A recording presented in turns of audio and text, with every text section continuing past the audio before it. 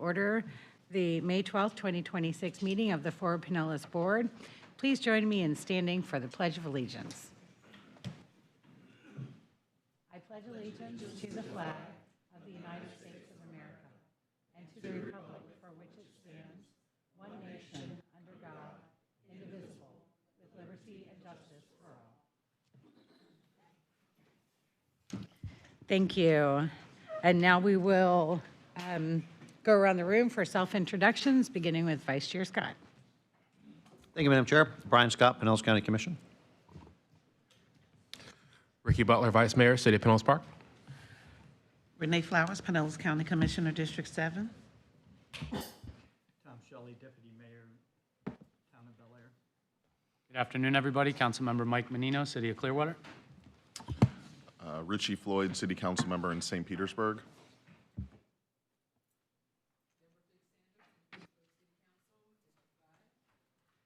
Good afternoon. It's Mike Eisner, City of Tarpon Springs. Afternoon, Tom Reed, City of South Pasadena, representing PSTA. Good afternoon, Councilmember Brandy Gabbard, City of St. Petersburg. Chris Shear, Pinellas County Commission. Whit Blanton, the Executive Director. And I am Gina Driscoll, St. Petersburg City Council member and serving as your chair this year. Next, we'll go to citizens to be heard. Tina, do we have any citizens today who wish to be heard on any items that are not already on the agenda for action by the board today? Yes, Madam Chair, we have David Ballard Geddes Jr. Thank you. Madam Chair, Board, good afternoon. David Ballard Geddes Jr. I live on Georgia Avenue in Palm Harbor. Again, let's pretend that 9/11 was an inside job, a $2 trillion treasonous bank robbery designed to look like an act of terrorism, covertly attacking us while gallantly attacking the Middle East, simultaneously formulating a false pretense to base the Patriot Act upon, outfitting cameras at every intersection, establishing a total surveillance state here in the United States, constituted as a useful art in Article 1, Section 8, Clause 8, recognized as an actual invasion in Article 1, Section 10, in and of our current Constitution, which is hypocritically being used as a form of reprisal, a bill of attainder capturing Christianity as constituted in Article 1, Section 8, Clause 11, in a Constitution that is seen as inexcusably defective in Federalist Paper number 64. And let's pretend that the COVID-19 outbreak was just phase number 1 to a future pandemic that is predispositioned to be transmitted through our sprinkler systems, using our sprinkler systems as a makeshift gas chamber, as a super spreader to transmit airborne pathogens such as Legionnaire's disease, cholera, typhoid, and Ebola, like bombs bursting in air. And those who don't die from such ramparts will be labeled as carriers of the virus, deemed as a threat, and will be eliminated using autonomous drones to desolate our existence, effectively consigning us to the oblivion, as based on George Washington's farewell to Christianity address. Kind of gives you a new perspective on drone-assisted DoorDash. Oh, say, can you see? Bringing us into focus of the phosphate pits, which are pre-dug as a future mass grave site large enough to bury the entire population of Orlando, Tampa, and St. Petersburg when you knew it was time for a change. Everybody's got to go in this act of constitutional defilement and sacrilege at the dawn's early light. And what about the cruise ship industry? Are the cruise ships in the midst of the deep, are they to be used as modern-day slave trading ships, transporting the Chinese over here to clean up the mess, waylaying the Chinese workers into signing a condolence agreement in indentured servitude, promising them Mickey Mouse and surfboards only to enslave them and eliminate them too at a later date? Thank you. Thank you, sir. Tina, do we have any other citizens who wish to speak at this time? No, Madam Chair, we do not. All right, thank you very much, and we'll move on to our recognitions and announcements. First up, we have a 3-year we have not one but two 3-year staff service awards.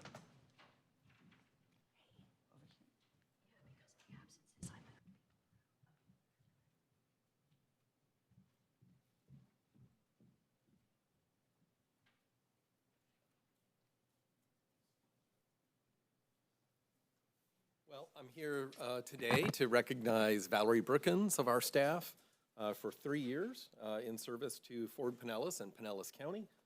And Valerie, I just want to say it's been a real pleasure to have you here.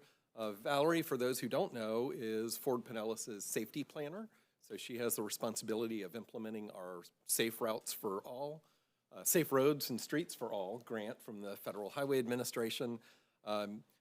What I really like about Valerie is she's a great ambassador of the organization. She's cultivated a lot of partnerships with our first responder community, with the school district, and other stakeholders who help us address transportation challenges, particularly from a safety perspective. She previously worked for the city of Largo. She worked for Pasco County, so she's had a good history here in the region. She knows our area, and I just want to say thank you so much.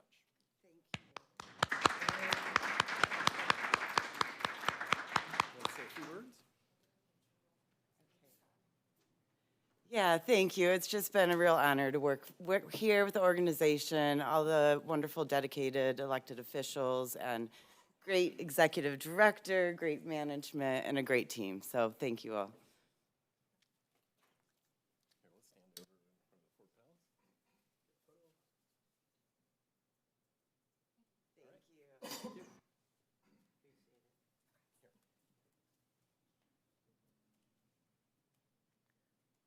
All right. Thank you. Sorry, I thought on my agenda here we had two, but just one today. We will recognize Emma at our next meeting. She's unable to be here today. Oh, okay. Well, we definitely want to do it when she's here. So thanks.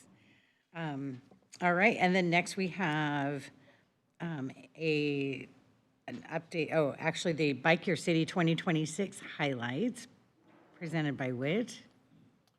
I just wanted to, first of all, thank Vice Mayor Eisner and the City of Tarpon Springs for their excellent hosting of our 10th Bike Your City event, and also credit to Kyle Simpson of our staff who worked with their staff to make this one of our best events ever. We think we had about 100 participants who signed up.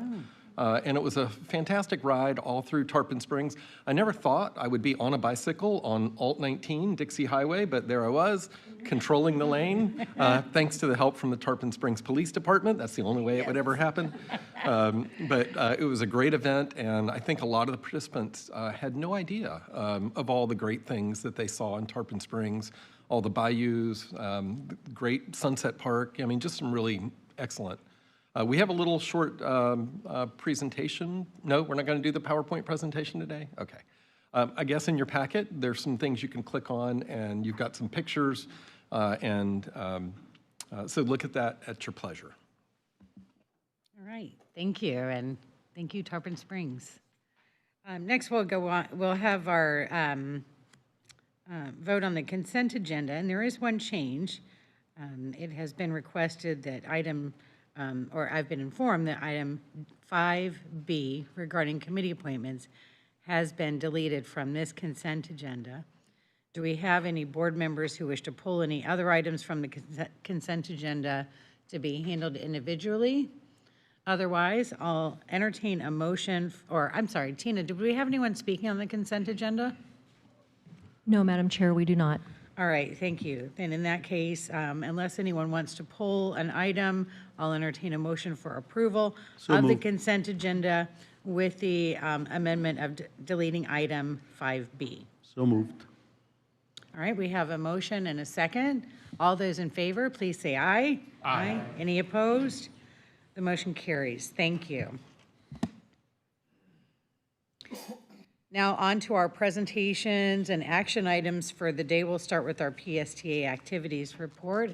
And I believe Vice Mayor Reed has that update for us. Thank you, Madam Chair. The PSTA Board met on Wednesday, April 29th, 2026, where we welcomed 2 new board members, St. Pete Beach Commissioner Karen Marriott, representing the beach communities, and Tarpon Springs Commissioner Lori Weaver, representing Tarpon Springs, Oldsmar, and Safety Harbor. We also thanked our U.S. Representatives Luna and Castor for their community project funding initiatives, providing needed funding for both the docks at the Dunedin Marina and in St. Pete. The board approved several items during the April meeting. These included the fiscal 25 audit report, the purchase of a second ferry to enhance the upcoming launch of the Tampa Bay ferry service anticipated by the end of the year, and a task order to continue the planning work on a premium transit route on Alt 19, building on Ford Pinellas' Advantage 19 study with the goal to eventually apply for FTA Capital Investment Grant Program funding, and I believe Whit will comment more on that later. And PSTA hosted the first of 2 board workshops on the fiscal year 27 budget on Friday, May 8th, and the second one will be Friday, June 5th. And that concludes my report. Thank you. Thank you. Whit? I just want to amplify the action that the PSTA board took on the Advantage Alt 19 corridor planning effort. That is one of our defined investment corridors, which we adopted in our 2045 long-range transportation plan way back in 2019. And then this board reaffirmed that strategy in 2024 when we adopted the 2050 long-range transportation plan.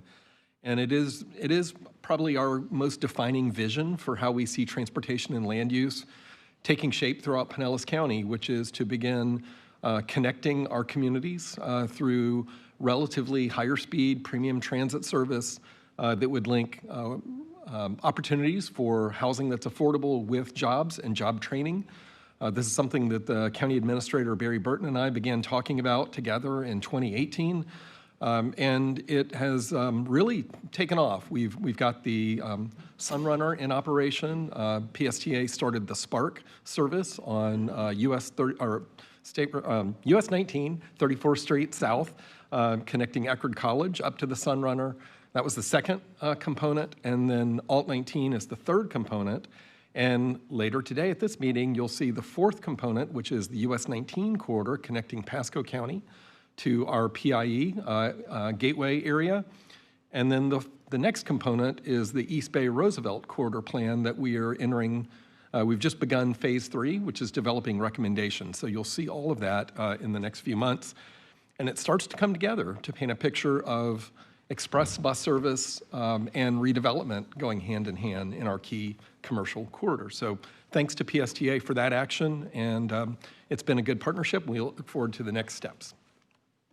All right, thank you. Any questions about the PSTA activities report? All right, thank you. We'll go ahead and move on to our next item, 6B, the Advantage US 19 report. This is an action item for us today, and it is presented by Kyle Simpson and Nicole Galasso. Good afternoon, Kyle Simpson with Fort Pinellas. And Nicole Galasso. So Whit gave a pretty good introduction to what I was going to cover right in the beginning, but starting from way back in the Wayback Machine, why are we here today? One reason is Congress. In 1962, they passed the Federal Aid Highway Act, and that created metropolitan planning organizations. The reason was in 1956, they passed the Interstate Highway Act, and so the federal government was making one of the largest single investments in infrastructure in the country's history, and they noticed the need to make sure that within a region, the interstate system that they were funding connected to and collaborated with the other transportation assets and investments that were happening. So as part of that, they developed the 3C framework, and so that's continuing, comprehensive, and cooperative planning process. So we still have that today under US Code 23, Section 134. How we accomplish those 3Cs in practice today is our long-range transportation plan, Advantage Pinellas. So that's our 20-year long range, where we want to be. And then the Transportation Improvement Program is that 5-year, what we're engineering and what we're constructing. Our Unified Planning Work Program is the 2-year cycle of kind of planning projects and smaller scale planning efforts that we're doing. And then also our public participation plan. So that highlights how we make sure that we have robust, continuing, comprehensive community involvement in everything that we do. So as Whit was saying, we have the investment corridor framework within Advantage Pinellas, our long-range transportation plan. And that identified corridors throughout our county and region that are the best to connect people from where they live to where they work or want to travel. So the airports are on there, key regional assets in Hillsborough County and Pasco County, and so this includes the US 19 corridor. And so this had previously been looked at in 2022.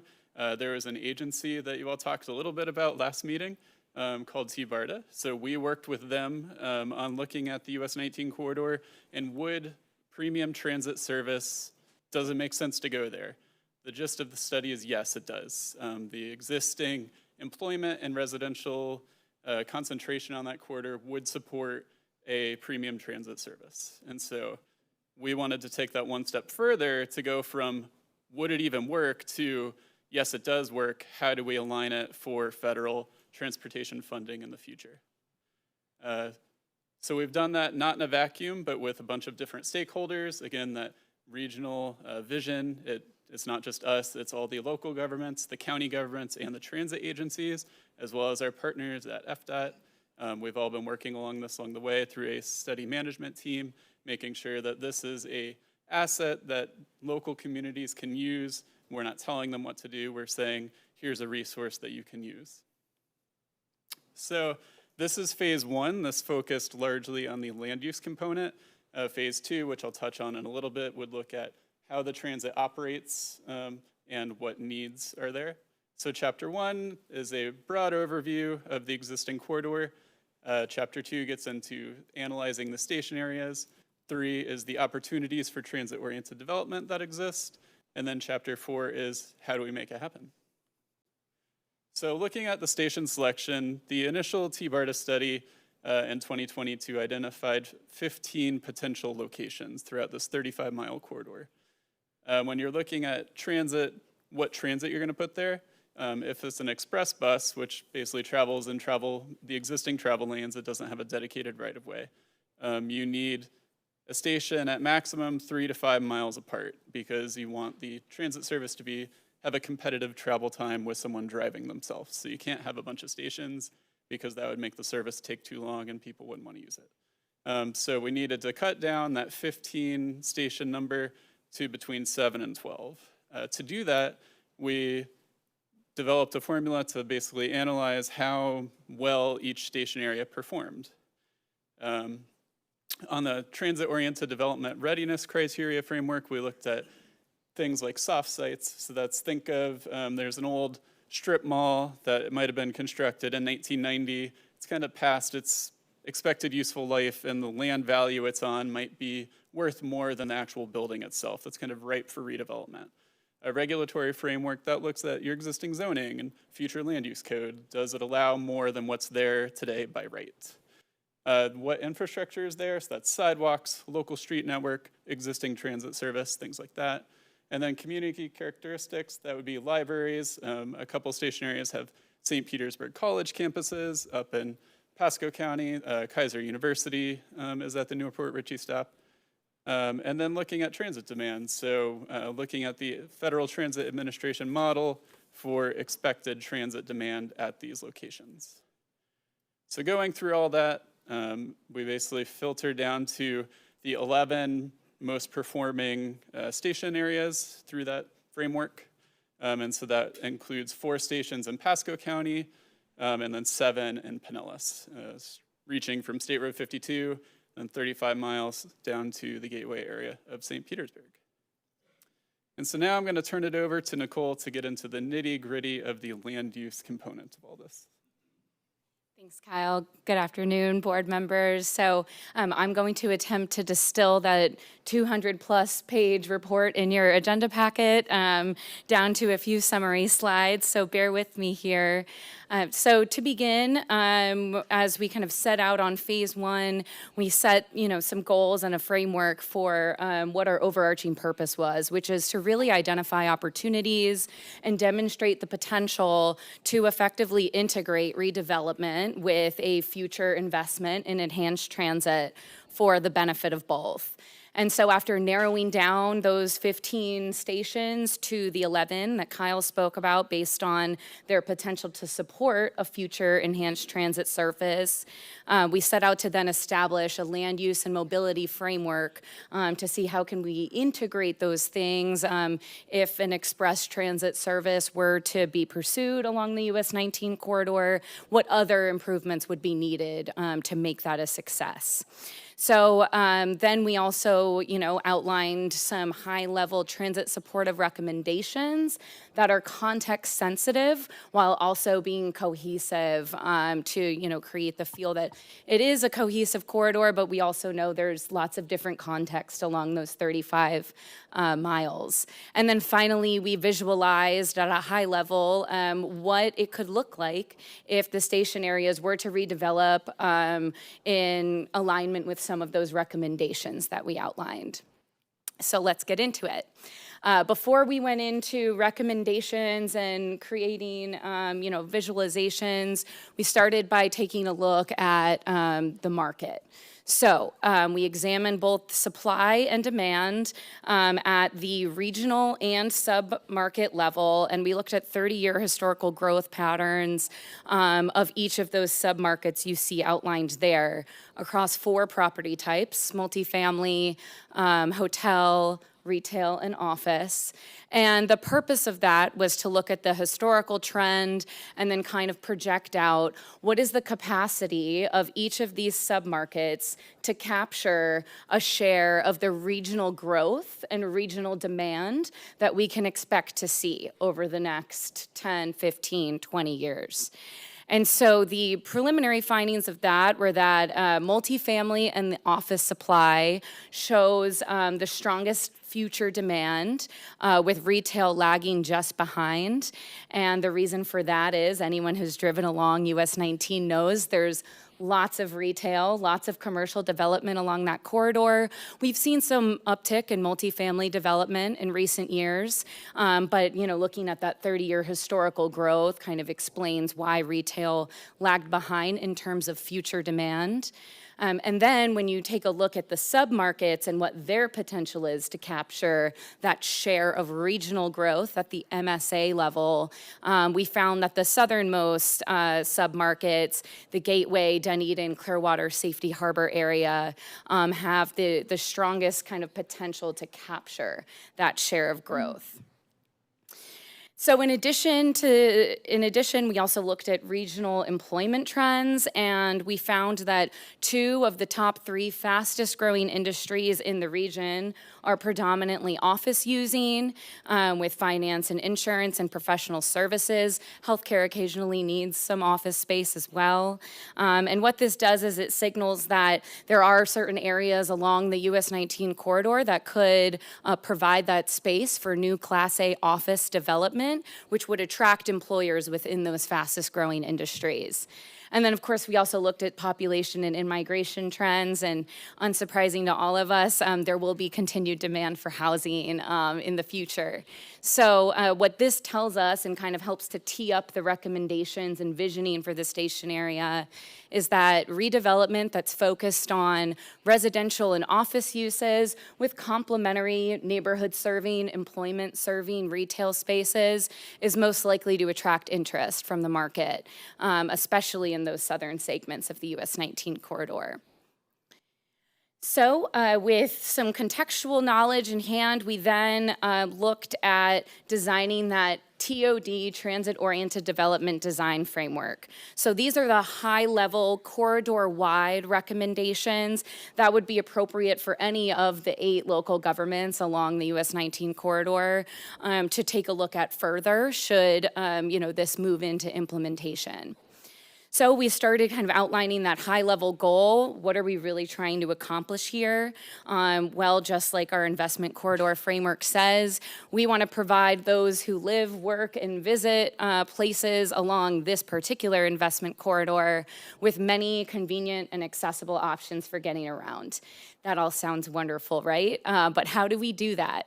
So we're focusing on mobility improvements that will expand travel choices, enhance connectivity both within the station areas, so to a future bus stop location, and also to the points of interest in neighborhoods adjacent to those intersections. And then, of course, improve safety. So just highlighting some of those major buckets of recommendations.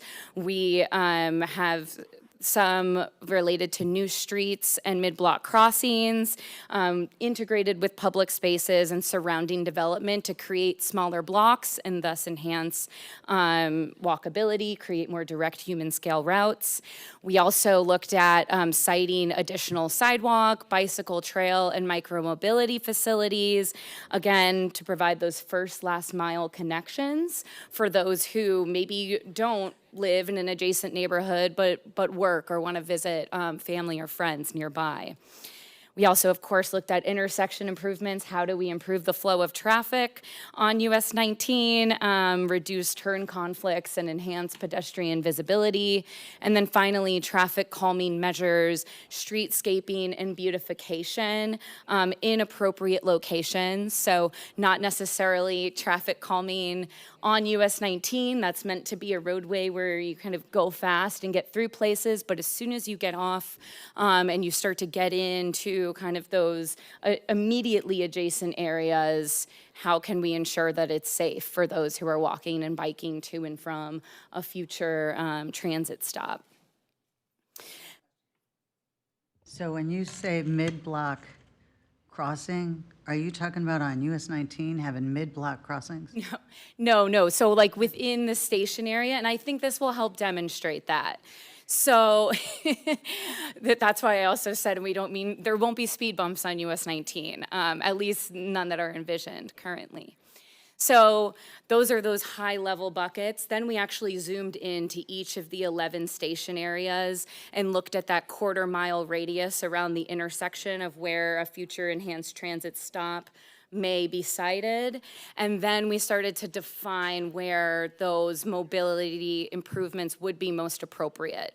So for example, this is from the Bay Vista and Roosevelt Boulevard station area. You'll see with the red lines, those are all new street connections. So those would all be connections that would deserve a look at, are we going to need, some sort of mid-block crossing to help people get across to the new developments that are there? And then, we also looked at where is it important to fill sidewalk gaps? Where would it be appropriate to site bicycle and new sidewalk facilities? And then finally, where are those intersection safety improvements needed? So those are the two yellow circles you see, not necessarily mid-block crossings. The actual treatment would have to be decided at the time in collaboration with those with jurisdiction in each particular area and the various kind of planning, design, and studies that go into it. And the reason that we're highlighting this particular one is to show how, we're maximizing those connections with other investment corridors, such as East Bay Roosevelt, as Whit aptly mentioned at the start of this.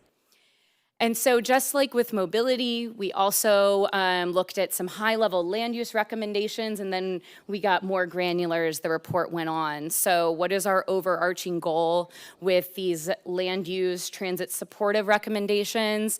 It's to facilitate redevelopment that supports transit while remaining context sensitive to each community, because again, it will ultimately be up to each of the 8 jurisdictions along the US 19 corridor to decide what is relevant to them, what is needed to fit their particular context. So we looked at some targeted land use and zoning changes, but we also really wanted to emphasize leveraging the existing planning frameworks in place today. And then also, zoomed in even a little further and looked at some site design recommendations that would promote internal circulation, connectivity, walkability, and makes places great to visit. So again, just showing an example of how we started at that high level and then got more granular with each of the 11 station areas. Just sticking with Bay Vista and Roosevelt Boulevard because I wanted to give a little shout out to our friends at City of Largo who recently adopted one of our target employment center overlays to help advance, their goals for their community. This is highlighting how this report is not to override what has already been done at the local level, but actually build on it and, bring some of those other station areas that don't have that level of planning work up to where the others are so they can, again, capture some of that growth and economic opportunity that we can expect. And then, of course, we took it one step further, as we usually do with planning studies. We further defined station typologies. And again, the reason for this is to guide context-sensitive TOD or redevelopment, inform regulatory changes, and of course differentiate the station roles while also maintaining a level of cohesion along the corridor. So we define these three typologies, and you can see how each of the station areas was sorted into those. We have mixed employment center, which is most of our southernmost station areas. Regional Center, which is East Bay Drive, as well as State Road 52, the northern terminus in Pasco County, and then Neighborhood Community Center for there's more infill stations in between. And so this just provides a snapshot of what that context sensitivity looks like. We, differentiated the land use mix in each, with mixed employment centers serving as more that highest intensity, regionally significant employment centers, perhaps where Class A office would be most appropriate to locate, along with housing and employment and entertainment uses. And then you'll see there with density, intensity, and height, how it steps down from each. For regional center, that's more of a mix of vertical and horizontal mix of uses, kind of sticking with more of the current context you see there, but also, again, an opportunity to spur economic activity. And then finally, our neighborhood community center, those are primarily residential with some neighborhoods serving retail and really looking more at those opportunities for infill and offering more choices and fostering a sense of place, creating community gathering spaces and connections to nearby recreational amenities. And in addition to kind of the land use and design framework buckets of recommendations that went along with each typology, we have some overarching best practices for each of our local governments along the corridor to consider. So for land use and zoning, those recommendations really focus on utilizing the typology toolkit in a way that makes sense for each community. For mobility and connectivity, an emphasis on planning for future technologies, such as signal timing improvements to help with the flow of traffic, and also looking to secure future right-of-way needs early. For housing, of course, coordinating with each of the housing affordability targets set amongst the two counties and various local governments. We also have some recommendations for the public realm, encouraging those active ground floors, pedestrian-friendly streets, creating new public green spaces. For resilience, we know stormwater comes up all the time, so there are some recommendations around seeking opportunities for regional stormwater facilities or working with developers to work that into the agreement for master planned redevelopment. And then finally, we have recommendations for implementation, mostly around collaborative governance. How do we get the 8 local governments, as well as our transit agencies, the MPOs, to all work together to coordinate their planning decisions and funding needs? And so now I'm just going to give you a kind of short preview of each of the visualizations that we provided. So for one of the station areas in each typology, we went and did a 3D visualization concept to show how could a station area in this typology actually look if it were to redevelop aligned with these recommendations. So for mixed employment center, we looked at the Drew Street intersection and the kind of area that we'll be zooming in on is on the southwest corner of US 19 and Drew Street. So we started by defining a plan view of that area and calling out some of those key TOD principles that I've mentioned throughout this presentation. And then we extruded that in 3D to show how it aligns with the typology recommendations and also how might it fit into the context of the surrounding community. So for this particular station area, everything you see here could actually be done today because of the City of Clearwater's previous planning work on their US 19 Activity Center. So again, it's not, maybe it's not aligned with what we see on the ground today, but it is aligned with the regulatory framework. This could come in the form of a development permit application tomorrow. So just to call out some of the key facts here, we're looking at a gross floor area ratio of 2.0. The building height ranges from, I think, 6 feet to 8 stories. So again, this is well within the realm of what could be done today in this particular area. And then just to call out some of those key features, you'll notice parking is integrated internal to the site. There's some hotel uses, perhaps to help, you know, kind of piggyback off of the Phillies ballpark redevelopment deal that's going through. And then, of course, that provision of green space and employment office space. And this is a photorealistic visualization to give it further kind of context.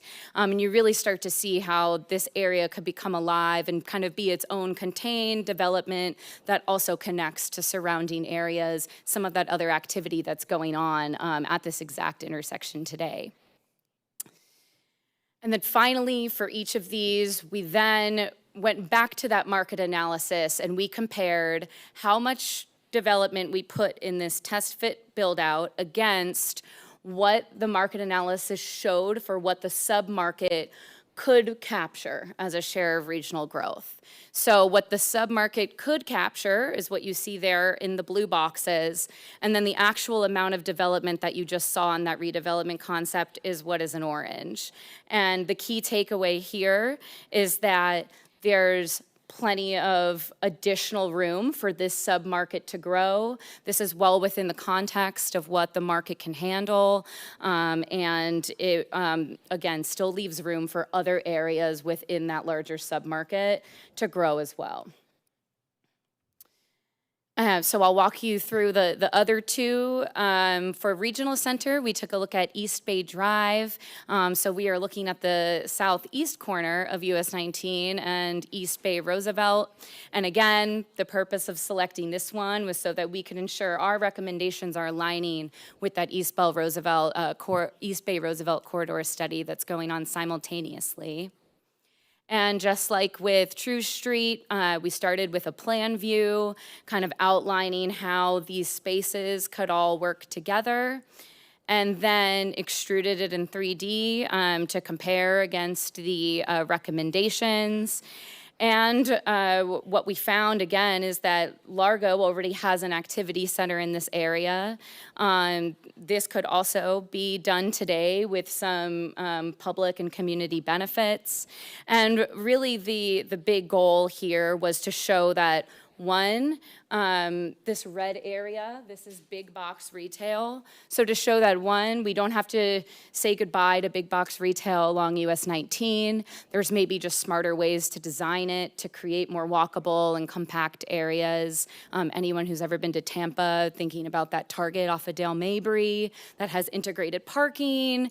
And then of course you'll see here a higher concentration of residential, but also some employment uses as well as those green spaces. And again, a photorealistic rendering to really bring that to life and show what that injection of activity could look like. And again, we're showing here that the test fit that we're looking at is well within the range, actually well below the range of what this entire submarket could handle. And then finally, for Neighborhood Center, we focused on the US 19 and Main Street intersection in downtown Newport Richey.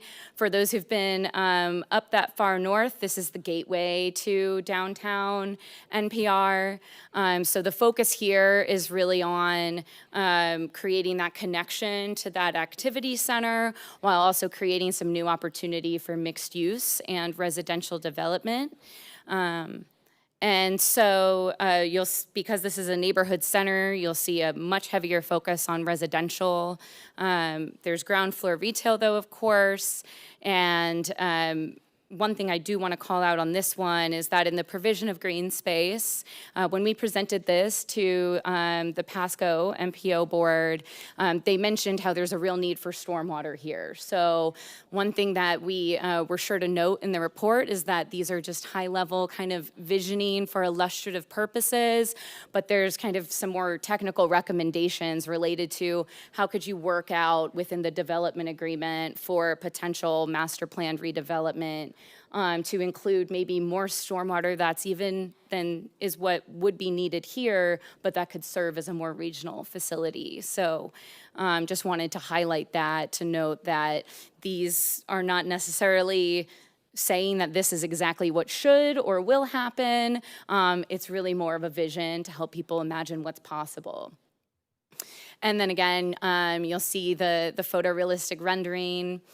And you know, we haven't touched as much on Pasco County's submarkets, but something that was an interesting finding for us is that they actually will see a stronger demand for retail in northern portions of US 19 than in southern portions, and the amount of retail that was provided in that test fit is well below what the market could handle. So while this was heavily focused on residential, you could also imagine that because of the market data we have, perhaps there's actually more commercial or office development, you know, based on what market forces are at play should redevelopment occur.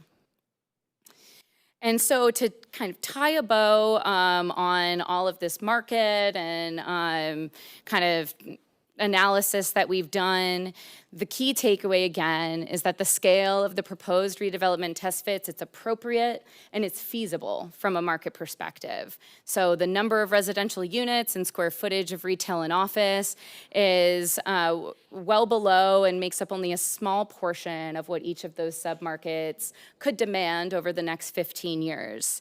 And so what is the implication for us, right? Well, we also took a look at the assessed tax value of existing development on the ground today, well, in 2024, and then kind of did a tax revenue projection for those test fits.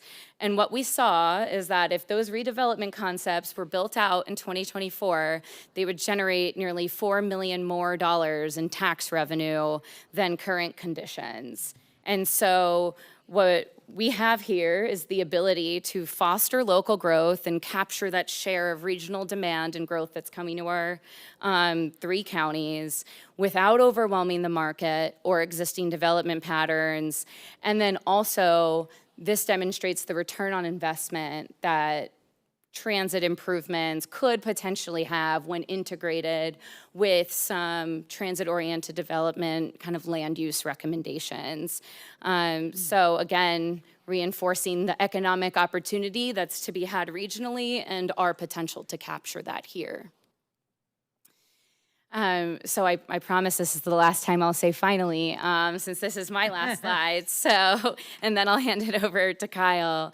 If I really had to sum it all up, I think I'd say our region is growing regardless. We know that we'll see more population, more employment, and there's an opportunity here for Pinellas County and West Pasco to capture a share of that growth and develop a strategy for where, when, and how that growth should occur, and phase it and time it alongside transit improvements so that when we have that growth, people can still move freely, conveniently around our region.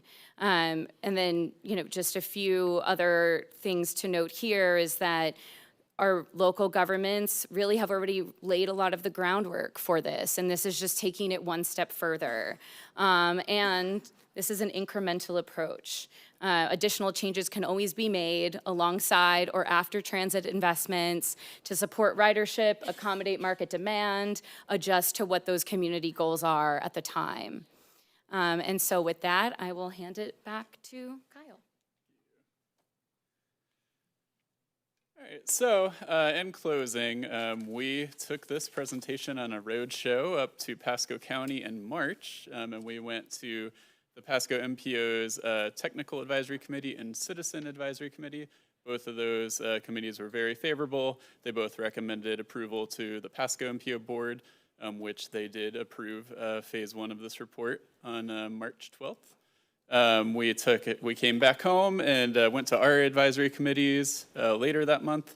All of our advisory committees recommended approval.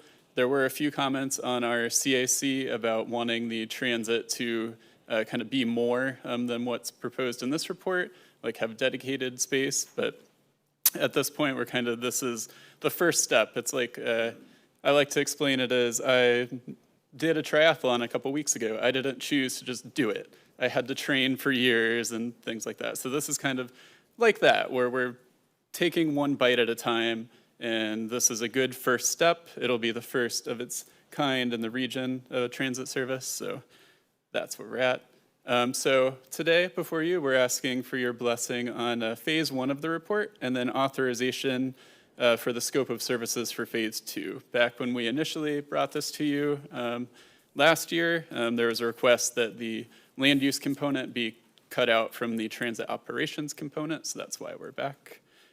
If phase 2 is blessed, then we would begin on that in July, and it would be anticipated as about a year-long effort. Within phase 2, we would develop a preliminary service plan, so that's basically what does the bus service look like? How does it integrate with existing PSTA and Go Pasco routes? This is not intended to replace any existing transit service, but supplement what's out there. The local trips would remain, or local services for the local trips, and this would be, think of it as like you could drive from here to Orlando on state highways, but it's a lot faster to take I-4. So it's the same thing of where the local bus service will still exist because you still need that local access, but we would be providing a faster option for people looking to travel further. We'd also look at the capital and operating costs, so how many buses do we need to run this, and how much does it cost to operate, and then how do we make it happen? With that, we're happy to answer any questions you might have. All right, thank you so much. Before we go to our discussion, Tina, do we have any members of the public who would like to speak on this item? David Ballard Geddes Jr. Thank you. Thank you again. I'm a little perplexed as to how the county moves forward. It seems as though things are being half revealed, and at the same time, they're half concealing things. For example, we used to drive on our roads freely.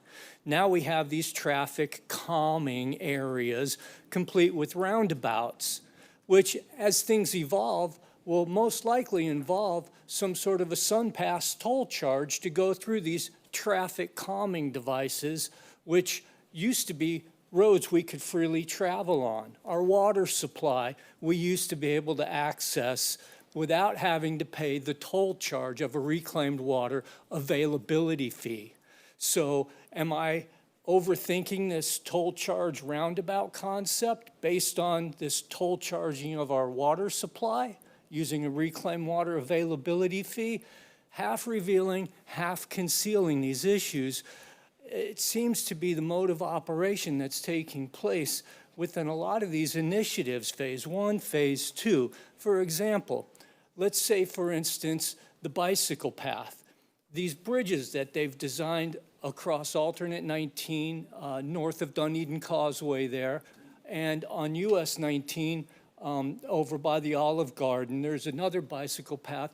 What if somebody dropped all of these bicycle bridges, so to speak, in the road at the same time? They'd gridlock the entire town. If I can think of wartime strategies going on in my head. Should we ever revolt against the government? Have they predispositioned to gridlock us and shut off our water with smart meters and shut off our cell phones? I like the convenience of certain things that we're being given. But at the same time, I have to take a look and see if there's built-in tactics, snares. For example, the city conceals the jurisdiction. The county conceals the district. The state conceals the region. So half of what we see in our government, the other half is being covered up. I'm a little perplexed as to how we're going to unravel that perplexity that we're getting ourselves into. So thanks for letting me share. All right, thank you. Tina, do we have any others? No, Madam Chair, we do not.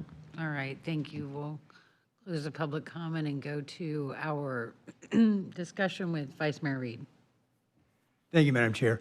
Thank you for the presentation. It's very interesting. I think it was slide 41. I don't know if you can go back to that, but it's more of an overview. You showed a significant increase in tax revenue, which is obviously ideal, but if you factored in the overall increased cost of services and figured out a net out of what, using those numbers, what a net difference would be, potentially. I know it can't be specific. We didn't factor in the cost of services into this analysis. Okay. But just to add on to that, that's because that's part of the phase 2 scope of work, is to dig into the service operations plan and generate some planning level costs. So certainly, there's potential to compare whatever those costs are against these numbers that were generated, in phase 1. All right. Thank you very much. Thank you, Madam Chair. Just to clarify, we'll be looking at the transit cost of services, but not local services like PD and water and sewer, things like that. All right, thank you. So next, Commissioner Eisner, and then we'll have Commissioner Flowers. Thank you, Madam Chair.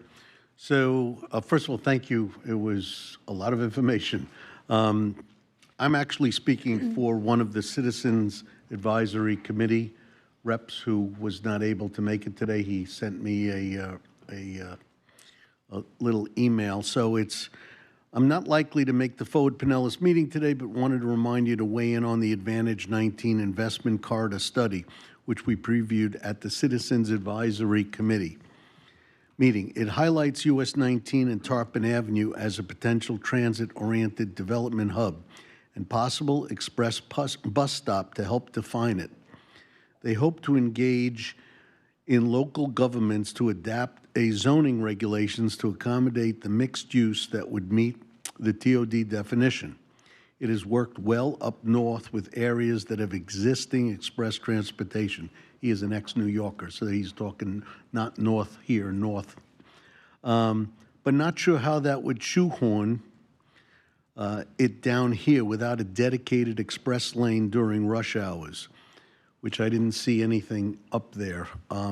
Also of note is the change of county representation allocation for the proposed MPO merger, which I know we'll get to, with Pasco and Pinellas now outweighing Hillsborough County. Small victory, but more importantly is what will remain of the majority of current Forward Pinellas board members not elevated to the merged agency. Will they then serve as an advisory committee to the new organization? What will happen to the current advisory boards in the place now? These are the questions that he said Whit should have answers to before any merger goes down. Thank you, Whit. Think regional, but act locally was always one of my civic mantras, and I will still believe that Pinellas needs its own boards to make sure that we stay in the lanes and prioritize what's needed and wanted here. So again, that's not my comments. These are from Robert Rockline. Thank you. And Commissioner Flowers. Thank you, Madam Chair. Thank you for the presentation. Just a couple of questions and then a comment. So for, just going back to slide 41, since you're already there, this would just be my ask, since we have some changes that may or may not be coming in the month of July. What we do know is if there is a reduction in property tax for homeowners, the way to make up that revenue would be what we do for businesses. Businesses then would potentially say, we'd like a reduction. So I would just love to see maybe after July, when the dust settles, maybe we come back and just look at these numbers and see if they change any at all. So that's my ask. Thanks. For slide 17, I was really surprised that manufacturing wasn't in there. I know here in Pinellas County, our Small Business Development Center with Dr. Johnson and her team and others, we've taken a lot of phone calls about requests for warehouse space for manufacturing. And there have been a number of key targets, you know, that do some pretty good federal stuff and, you know, Pentagon stuff. And they have moved here, especially along the US 19 corridor, Pinellas Park area. So I was just really surprised that they didn't make the hit. It didn't make the list. So that's just my observation. And then I do love the traffic control devices. We had one of our commenters talk about the roundabouts, and, you know, a lot of communities went through a lot of changes with the roundabouts because some of them you couldn't maneuver real well around them, especially public transit buses. They were eating up the curbs on them. And then those who couldn't get out of the circular in Clearwater because, you know, you try to dot in, dot out, dot in, dot out. So I got stuck in that once. I felt like I was in Paris. No roundabouts planned on US 19 I know that. as of now. Just want to clear. Yeah, no, I know. Yeah, I know, but I was just Yes, commenting on, you know, what he was asking. And I don't foresee us ever charging for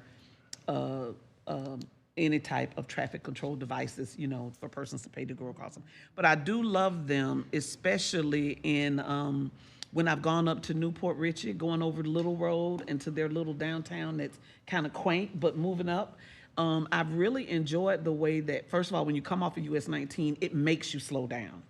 Because when you go over that little humpy hump, it requires, even if you didn't want to, it just kind of requires that you bring it in. So I do like those added amenities that you had there. But overall, I see the validity in the entire report. The income generated revenue component piece of it. And then I would like to see if perhaps, you know, going forward, those numbers change for manufacturing because there are a lot of manufacturing businesses that are moving in. And so it's not considered office space. They would be considered manufacturing or warehouse, I guess. Only because I just recently looked at a lot of employment data for our region. This is something we could definitely prepare as maybe like a quick data fact at the next board meeting. But I want to say that Pinellas County does have a locational advantage in manufacturing industries in comparison to the surrounding counties. But that information was summarized at the MSA, so Metropolitan Statistical Area level. So maybe at that level, manufacturing isn't one of the fastest growing industries regionally, but I want to say we do have a locational advantage in manufacturing here in Pinellas County. It's certainly one of our most mature industries, making up a large amount of our economic base, especially as it relates to higher wages. So again, that'd be something we could readily prepare, just some quick facts to share at the next board meeting if you're interested. Thank you. All right, thank you. Councilmember Floyd? Thank you. I'll be quick. This looks good, and eager to go on to the next phase. But in some of the, I guess, renderings, they just appeared quite like a urban scale of development, and I just wonder how realistic that kind of thing is in this area, and if maybe there's,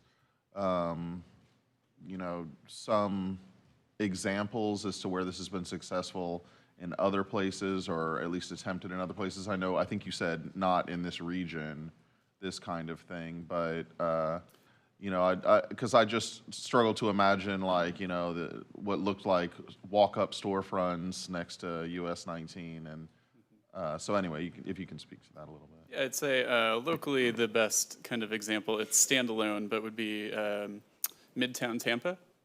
So, I mean, that's kind of a little island that's surrounded largely by single-family residential, and it's kind of a destination to itself. And so we don't anticipate, say, if this is adopted, it's up to every local government on how hard they push for it or not, and the market forces at the time will dictate. So it's not like this is going to all happen tomorrow, but we're just highlighting that it can, and that the market has room to kind of adopt that style or that intensity. So to speak. No, of course, yeah, I know that you're not saying that. Yeah, I was just wondering, like, you know, what it just. I was wondering, I guess, what felt most likely going forward. But thank you for that, and I'll. We'd be very rich if we knew what was the. Yeah, of course, of course, of course. That's why I mentioned examples. But thank you for mentioning Midtown Tampa. Yes. I do encourage the board members, if you haven't been to Midtown, park there, walk around there. The REI store is there. There's a lot going on, and you know, we have Johnny Wong here from Hillsborough County. I don't think many people envisioned that 10, 15 years ago. It's been remarkable. And if it's possible on Dale Mabry, it's possible on US 19. All right, Vice Chair Scott. Oh, wait, I'm sorry. You're, okay. Thank you, Madam Chair. I think it's great, Commissioner Flowers, a great point on manufacturing. This, to me, there's a lot of information to unpack in here, but I think this is a great phase one study. And in my mind, US 19 has been ripe for this for the last 20 years because of the amount of investment that we put in, the flyovers in US 19, and with the explosive growth that's happening in Pasco County. I mean, I think this is a real opportunity for enhanced transit service. And just anecdotally, that's where the cars are, right? I mean, that's where everybody is. So excited to accept this report and move forward with phase two. Just remind me, have we already approved and voted on funding for phase two? Yes, the funding is in place. What we did last year was to bring you back the recommendations at a midway point so that you could, if you weren't comfortable, stop the ball from rolling. But that was kind of how it was presented, is we've authorized the funding, but we agreed at that time to just break it into two phases and have an interim report back. Okay. All right, well, I would make a motion to accept this report and report. I All think right, there's so some we other have a comments. motion, and we have a motion and a second. Tina, did you get that? I have Commissioner Scott making the motion and Deputy Mayor Shelley making the second. Excellent. Yes, Chair. Thank you. Yes, I know we have more comments. I just wanted to make sure that we know what's on the floor. Oh, thank you, Commissioner Chair. Scherer. Yes, first of all, great report. There's a lot of information there. And you have done a lot of work. I'm just assuming it's quite expensive. And last time we talked about this, it was my understanding that, you know, this is probably 25 miles of Pasco County roads. If we go forward with phase two, do we have an agreement with Pasco County to share in the costs of not just the phase two study, but the phase one study? Because for me, we're doing it for the benefit of both counties, and if they're not going to be sharing in this cost, these costs should be spent on studies on Pinellas County roads. Now, I'd like to see us get a final agreement with Pinellas County to help us pay for the studies. Well, we've fully funded phase one ourselves, but I think we've got an agreement that we will partner on phase two. And, you know, I think it's good for us to do things on behalf of the region periodically and lead and show the way. But I think the way their board has reacted, I'm pretty confident that Pasco will be able to step up the plate for phase two. Well, I'd like to see an interlocal agreement with them to help us pay for some of these things before I move along. I mean, I appreciate the work. I know it's important, but, you know, come on. We've been carrying the load now for a while. So that's how I feel about it. All right, thank you. Who else? Vice Mayor Butler. Thank you, Madam Chair. Thank you all for the presentation. Kind of more of just I don't know if it's a question or a comment. We'll see. I can only play this new guy card for so long. So with the TODs, I would like to see, and it may already exist, so if it is, just get it to me, but the TODs around the county and how this plays into them. So I ask because late in session earlier this year, there was a bill that mandated that local governments hit basically maximum density and height within their TODs. And that's why I think it's really important that we get ahead on the ball on this, because then we don't have to worry about people wanting to build really big buildings in parts of our communities we don't want it, and we know our residents, at least a lot of mine, don't want anything else, so that's a fun dynamic. But if we could make sure that existing TODs and some of those arterial conversations and whatever are a part of phase 2, or if there's something that supplements this that kind of mentions those relative to these centers you're discussing, I would appreciate it, because it's super important, I think, that we get this moving. But the legislature, you know how that goes, so we'll see what we get next year with that. But that was something we were really concerned about late, because you have municipalities that are trying to be progressive and get ahead of this stuff, but then developers are getting a free-for-all, and it may not align with what we're trying to accomplish. So thank you. Thank you. Commissioner Peters. Thank you. Great point, Vice Mayor Butler. That was a really great point. So I concur, and I think that's critically important. And I also think critically important is looking at the infrastructure. Because, developers come in and they do it, and we have seen where the cities have not invested in that infrastructure prior to that going on. So I think the infrastructure piece is critically important. It would be valuable to the cities to have a general idea on how much they have to invest to get that kind of a return. Because their investment's going to be significantly higher than that return. So I think that's really important. I think this plan is great for US 19. I think Pasco is ripe for having this kind of planning, and as they're planning more flyovers in North County, I think this planning is critical to be in place and overlaid while they're doing that. So we're kind of ahead of the game, and we know. And we've already learned a lot of lessons from those flyovers the first round, and what happened to development and business on that frontage road. So I think this is very valuable, but I think we need to have what the investment's going to be for this return. I think the TOD stuff that Vice Mayor, I think that's really critical, because I can tell you, people in Pinellas County don't want more building. Now, it makes sense on US 19, but they don't want more building. They don't. They don't want more density. They just don't want it. And traffic is a real problem, and they're frustrated. So I think if we do it smart and we do it planned, very planned, but not, I think this is good. Not a designated lane for a bus, I take it? Okay, thank you. All right, thank you. Anyone else? I just want to add to that. We do have more work to do on the planning and design for US 19 north of Curlew Road, really Nebraska. And so as the Department of Transportation initiates that, we'll have the transit service plan, and they can incorporate that into the design. And I don't want to stand here today and preclude that there would ever be, that there would never be a dedicated lane for transit if you're expanding, not to take away, but if you're expanding. And that's something that could be incorporated into a future FDOT corridor plan. So just right now, we're not assuming that, and any service that got initiated, say, in the next 3 to 5 years, would probably just be express bus operating in regular lanes. But with the construction of US 19, that does open up more possibility. Thank you for that clarification. Yes, This is Deputy Mayor Shelley. This is a great report, and I will mention that in a lot of counties, manufacturing is an important part of employment centers near transit-oriented development. I worked with Jake Stowers 15 years ago working on Pinellas County TODs, but are they completely up to date because to support this? I didn't hear the question, I'm sorry. Okay. Are transit-oriented development rules, regulations up to date for Pinellas County to support these stations? I think it varies by jurisdiction. So the countywide plan is up to date and supports all this and provides guidance for local governments that they can follow. As Nicole mentioned, Clearwater and Largo have embraced this already, so I think they're well set. It's maybe not so certain when you get out of those two jurisdictions how ready they are.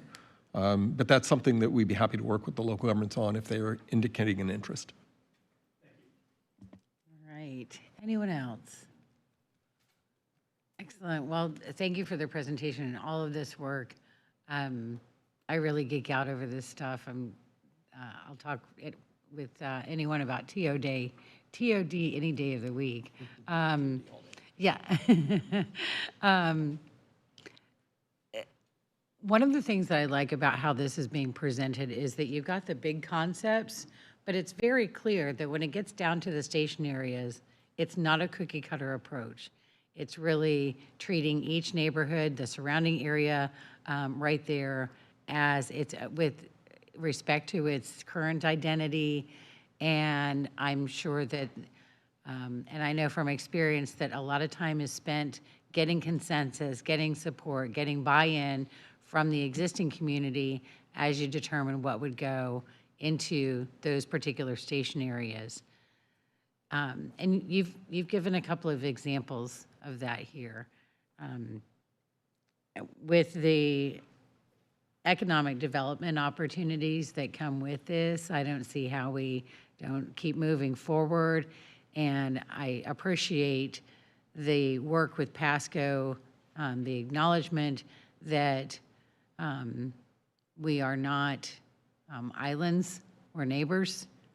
And there is a lot of movement across that county line. And we want to make that better for people in Pinellas. If by doing so, it also benefits the folks in Pasco, and if they are acting as partners with us, then everybody wins.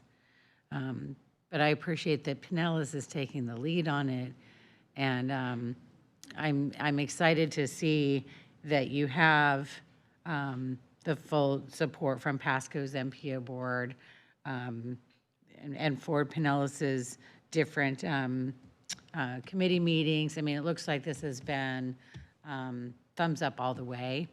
And with a presentation like this, and the backup was a lot, I appreciate the presentation. It kind of helps break it down for me. You guys did an amazing job, and I can't wait to see what you do in phase 2. So thank you. All right, we have a motion and a second to approve the Advantage US 19 Phase 1 report and to authorize the executive director to execute a notice to proceed for Phase 2 with the consultant, which is WSP. Tina, do we need a roll call vote on this? Okay, fantastic. So we have a motion and a second. All those in favor, please say aye. Aye. Any opposed? The motion carries. Thank you so much. Excellent. Next, we have item 6C, which is our draft transportation priorities. Aren't you glad we deferred these 2 items from last meeting? Oh, my goodness, yes. Thanks for the reminder. And for this one, we have Chelsea Favreau. Good afternoon. They're just pulling it up on my screen here. So we're here today to talk about our draft priorities. Our priorities, this is one of the major functions that we do as a Metropolitan Planning Organization, or MPO. We annually adopt a list of priorities that we then transmit to FDOT, and they use it to develop the next work program. Now, at your meeting next month, you're going to see the final work program, the list of projects that are going to be funded in the next 5 years. Those are based off of the last priority list. This here today is a draft. You'll get a final of it next month, and these will be used to do the next 5-year work program. A few reminders, projects do remain on our list until they are 100% complete. That's why in your packet you're going to see it's broken into 2 sections, the priority list. The top ones are unnumbered. They just have the letter P. That stands for programmed. And then the numbered ones at the bottom, those are the priority order for the projects that yet to have funding. Highlighted portions on the list indicate that some kind of change has been made, and there are 2 different lists in your packet. One is the multimodal list, that is kind of our catch-all for any and all transportation projects, and the other is transportation alternatives. That is a federal grant program that is restricted to bike ped projects, and it's a pretty small pot of money. So for that reason, we keep the 2 lists separate. I'd like to draw your attention to some of our previous projects that have been completed in the last year. Those include Skinner Boulevard in Dunedin, US 1934th Street South in St. Petersburg, the corridor study along State Road 580 spanning multiple jurisdictions, and the State Road 60 Duke Energy Trail crossing near Old Coachman, Northeast, one of the Coachmans, Old Coachman Road. So we're very happy to see that these have been completed and they are struck through on the list in your packet. We have a number of newly funded projects. Now, there's a lot of funding in the work program in various phases, but these are ones that actually have construction dollars on them, and we're very, very excited to see that. They include closing sidewalk gaps on state roads. This is a little bit of a catch-all because there are a few gaps spread all over the country, all over the county. But FDOT, with this newly funded project, is going to be filling in all of those gaps within the next 5 years. So all state roads in Pinellas County will have sidewalks along them. The next funded priority is 3rd and 4th Streets in downtown St. Pete.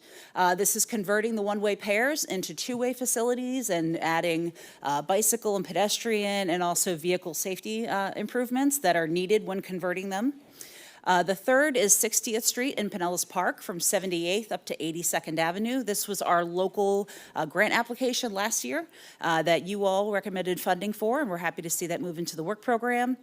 And then the last one is Bel Air Road from Lima Way to US 19. This is actually part of a much larger project, but the bigger the project, the more expensive it gets. So we have been asked to segment this one out, so this will cover the eastern end of Bel Air Road and improvements to that section. We have a number of new priority projects that we're looking to add. And these priority projects, they come from a wide range of places. On the list in your packet in the far right corner, you're gonna see a thing that says source of the project, and that's really just where these projects came from. The first one I'm gonna highlight ended up at number 5. These are signal upgrades citywide. This is the local government grant project that was submitted by the city of St. Petersburg in this past year, and you all recommended funding for based on the recommendations from our advisory committees. And then further down at the list, what we try to do is, so that we're not constantly reshuffling the priority list and telling FDOT, well, no, fund this one this year, and oh, next year, just kidding, fund this one instead. We try to keep our priorities relatively stable. So new projects we're adding to the bottom. Number 31 is a traffic signal at Alt 19 and 16th Avenue Southwest in Largo. This came out of our Safe Streets and Roads for All grant project, where we studied 5 different locations countywide, and this was one of the ones that we studied in the city of Largo. Number 32 is a crossing of Gulf Boulevard near 146th Avenue North. This was a request of FDOT and local government for that mid-block crossing. I understand there's a parking area on one side of the roadway and some hotels and rentals on the other, and there's a lot of people running across the street. So pretty big safety concern there. Number 33 is East Lake Road. Pinellas County has asked us to prioritize this project, and it's a PD&E study, or Project Development and Environment study, from Curlew Road all the way up to Trinity, near the Pasco County line. So this is going to be looking at intersection improvements, potential widening, technology improvements. It's a pretty large project, so we're hoping that getting it on the priority list will help move it ahead for funding in the shorter term. And then the last, number 34, this is for the State Road 580 corridor. I have a later slide where I'm going to talk about that. As of right now, that is just a placeholder. We brought you the recommendations from that study I'd say about 6 to 8 months ago. And so we had a placeholder on it, but we're holding it for you all to give us direction as to which project you'd like us to advance first. And I'm going to touch on that in just a minute. Couple more new projects. This is a project development and engineering study along the Courtney Campbell Causeway. This is a request of FDOT. The study is underway, but FDOT can't really finish the study unless they show a linkage and a connection to the Ford Pinellas priority list in our long-range plan. So we're adding it for planning consistency purposes. And then the last is the intersection of Alt 19 at Virginia in the Palm Harbor area. If you've gone through there, you've noticed it's under construction and there's some mast arms up. Those mast arms for a signal, that's a temporary treatment. The ultimate treatment there is going to be the installation of a roundabout. Because of some safety concerns identified by the department, they didn't want to wait a few years to get the right-of-way and the design to get the roundabout in. So the signals are going up just for the short term so that we can make sure that the safety issues are addressed while the roundabout is moving forward. A number of our priorities are under construction, and we're really happy to see projects move from the planning to the implementation stage. So I just wanted to draw your attention to some of them. Alt 19, north of downtown Dunedin, going up towards Curlew, median modifications are underway. There are trail connections under construction, going from St. Petersburg up into the Howard Franklin Bridge, and those are along 4th Street and Ulmerton Road. The downtown Clearwater Intermodal Center is well underway. And then the express lanes along I-275 coming from the Howard Franklin Bridge down to 38th Avenue North. There is one project that we are striking through and we are removing from the list. This is 62nd Avenue North from 49th Street to 34th Street. This project is still going forward. The reason that we're taking it off the list is the county had received a $1 million grant from Ford Pinellas to help advance the project. Because they accepted the grant money, that federalizes the project and it increases the cost of the project overall. So much so that the project cost exceeded well over $1 million, so it wasn't worth the county to keep accepting the money to move the project forward. So they're going to be moving forward with local funds so that they can keep the same timeline for the project and it won't slow anything down. So federalizing projects does come with a lot of extra rules and stipulations, and sometimes it's not worth it. We were aware that some of these challenges were happening with our local government partners, and that's why we increased our local government grants to $3 million a year or two ago, so that hopefully the dollars are still worth going after for our partners. So the State Road 580 corridor plan, that one placeholder that we have for a project, is a very long corridor, over 8 miles. The study was completed last summer. In October, we brought you the recommendations, and we need to advance those recommendations via the priority list.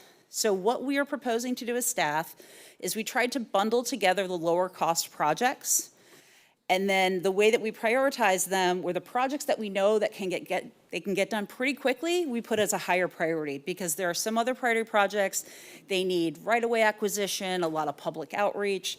Those are the ones that we know are going to take some time, so we can't get them moving forward right away. This is a bit of a catch-all, so I apologize for all the words on the screen, but the first priority project that we'd like to move forward with is that first bucket over there on the upper left-hand corner. These are all intersections where signage and striping is being proposed. Nothing major, no major access management changes, no moving of lanes or widening. These are all pure signage and striping. So it's a pretty low dollar amount. I think it was about $500,000 for all of those improvements at those locations. So we're proposing to put those together as priority one, add that to the priority list this year, and then next year let's come back and look at what's next and what's still moving forward. So in total, all of these projects here come to about just under $22 million. So this does not include the PSTA bus bays that were talked about at Countryside Road. That one's kind of moving in parallel. We're working very closely with PSTA on that. But we are looking for some direction how we should move forward on those 580 projects, and then we'll go ahead and add them in the priority order that you asked for. Transportation alternatives list, no substantive changes. Those projects are moving ahead, many of them at a very good rate. There are still a number of unfunded transportation alternatives programs or projects, so we were not proposing to add any new ones at this time. We don't want the list to get so long that the ones that are on there, the local governments give up, they don't want the funding anymore. So we try to keep that one nice and short. So what we're doing is we're continuing to refine the lists. I actually got a call from one of your staff people earlier today pointing out problems with the list. I had some typos in there, so we're going to keep cleaning them up.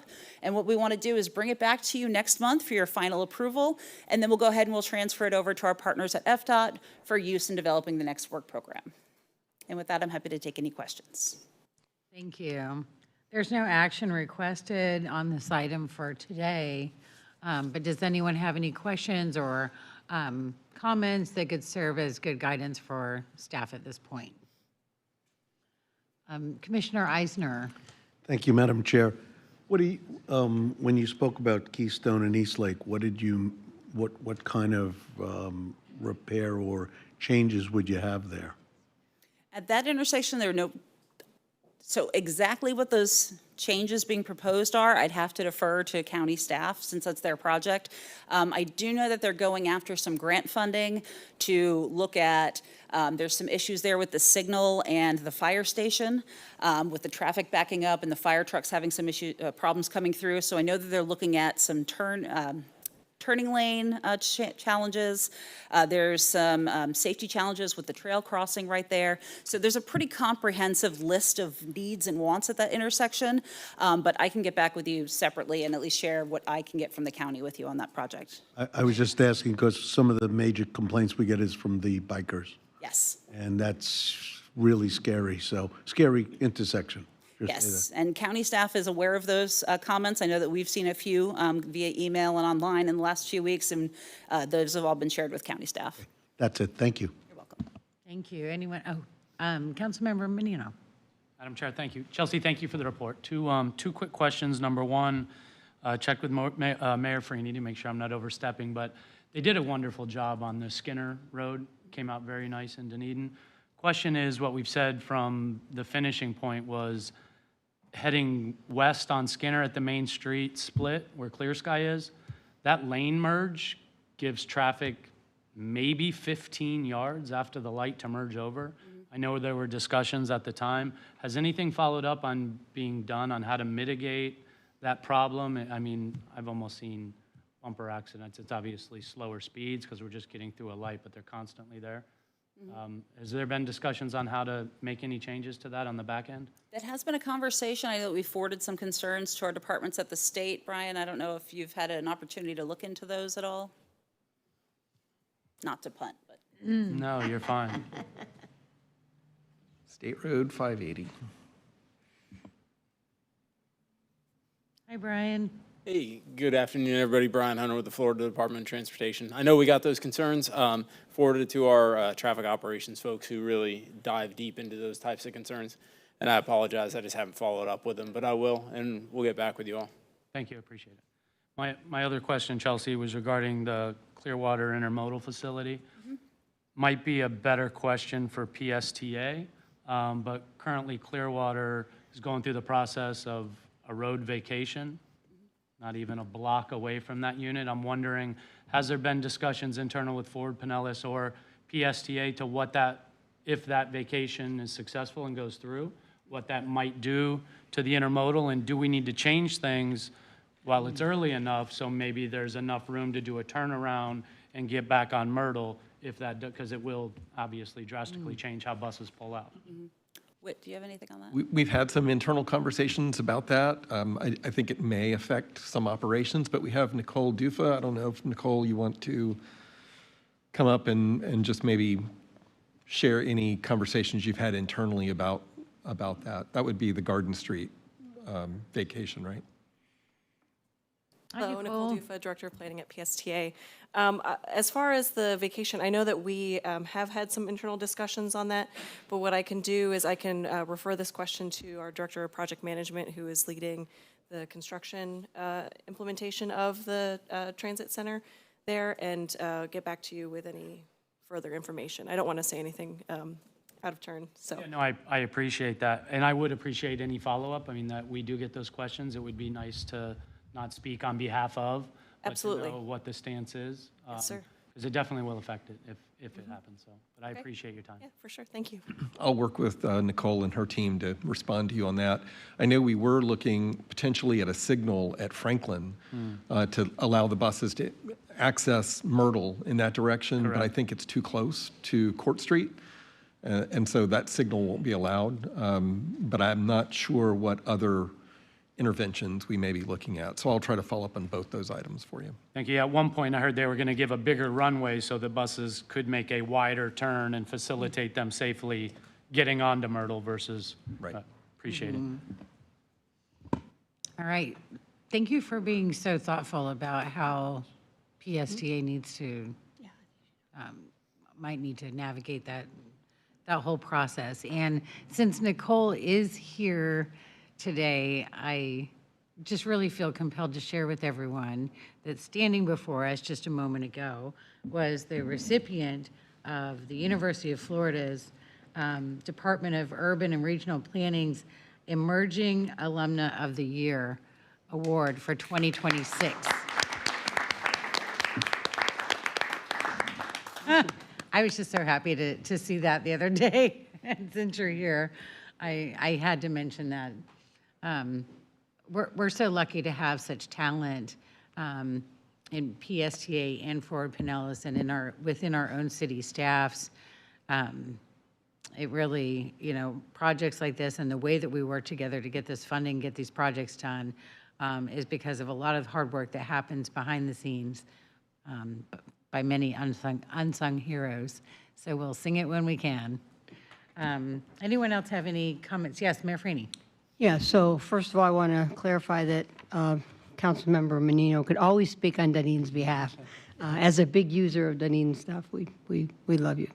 And actually, you reminded me of that. I wasn't catching it first. But yeah, actually, that whole issue of the merge onto Skinner, I think actually Commissioner Eggers brought it up at one point, and then I chimed in, and we had a discussion about it. And it's quick. I get a lot of comments about just how quick you merge, and depending on your speed, it's like it can definitely be a thing. So that'd be great for follow-up.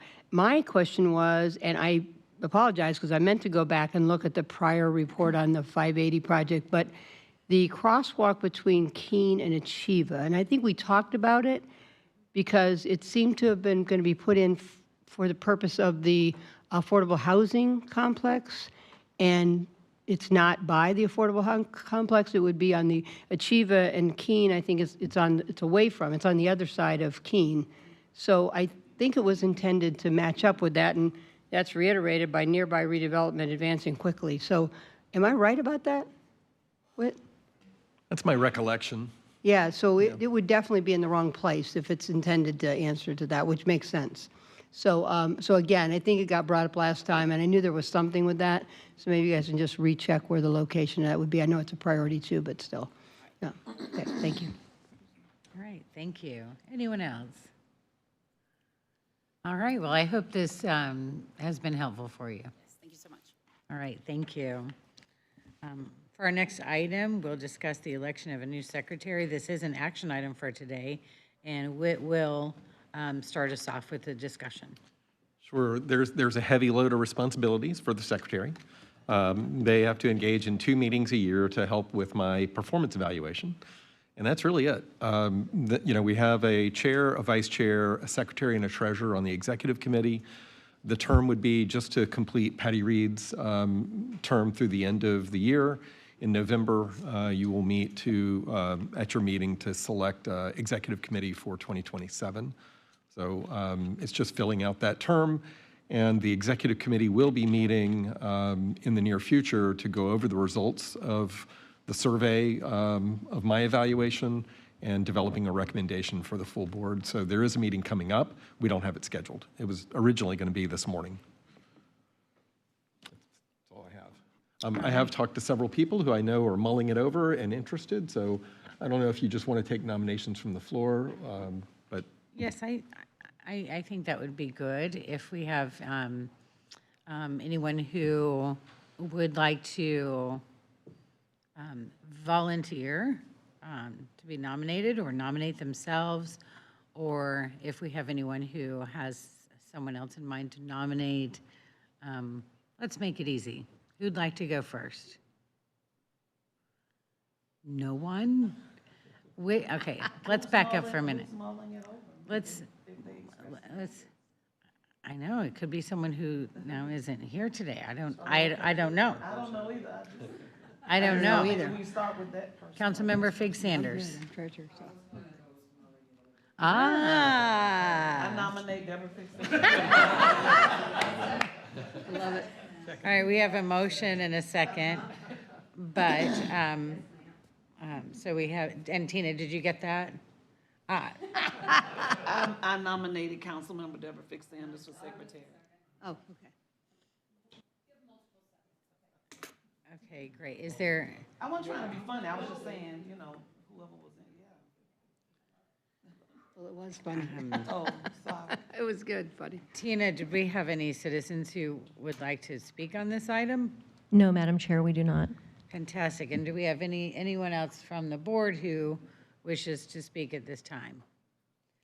Great, we have a motion and a second. All those in favor, please say aye. Aye. Any opposed? Motion carries. Thank you, and congratulations.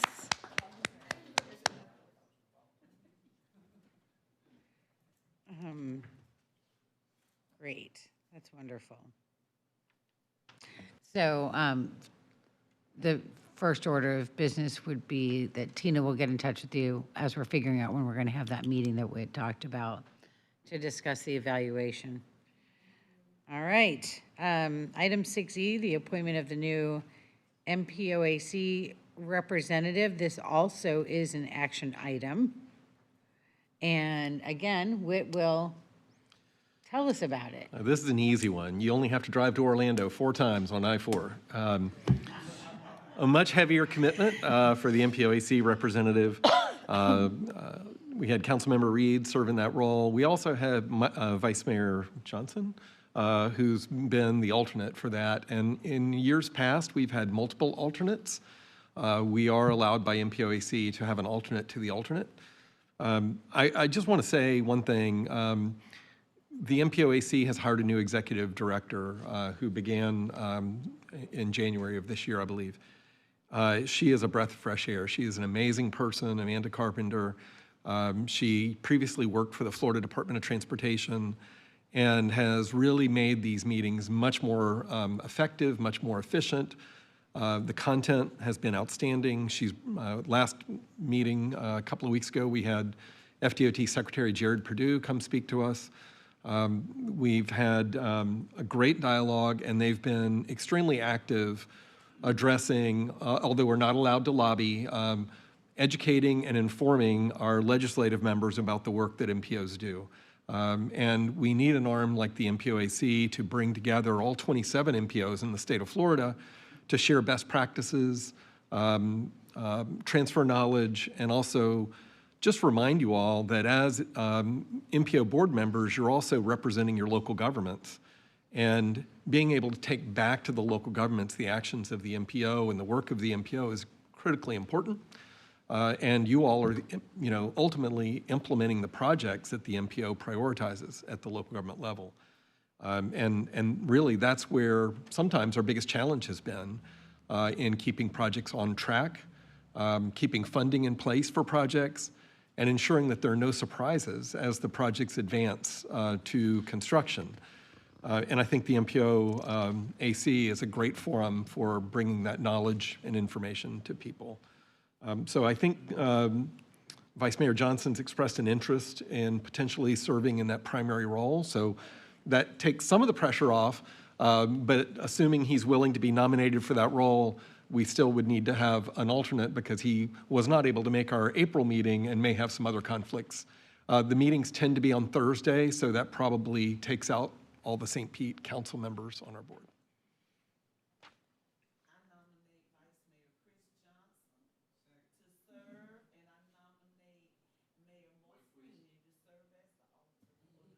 Microphone, Commissioner Flowers. Hello? Do you want them separate or you want them singular? I don't think it's up to the chair. That's why I'm asking.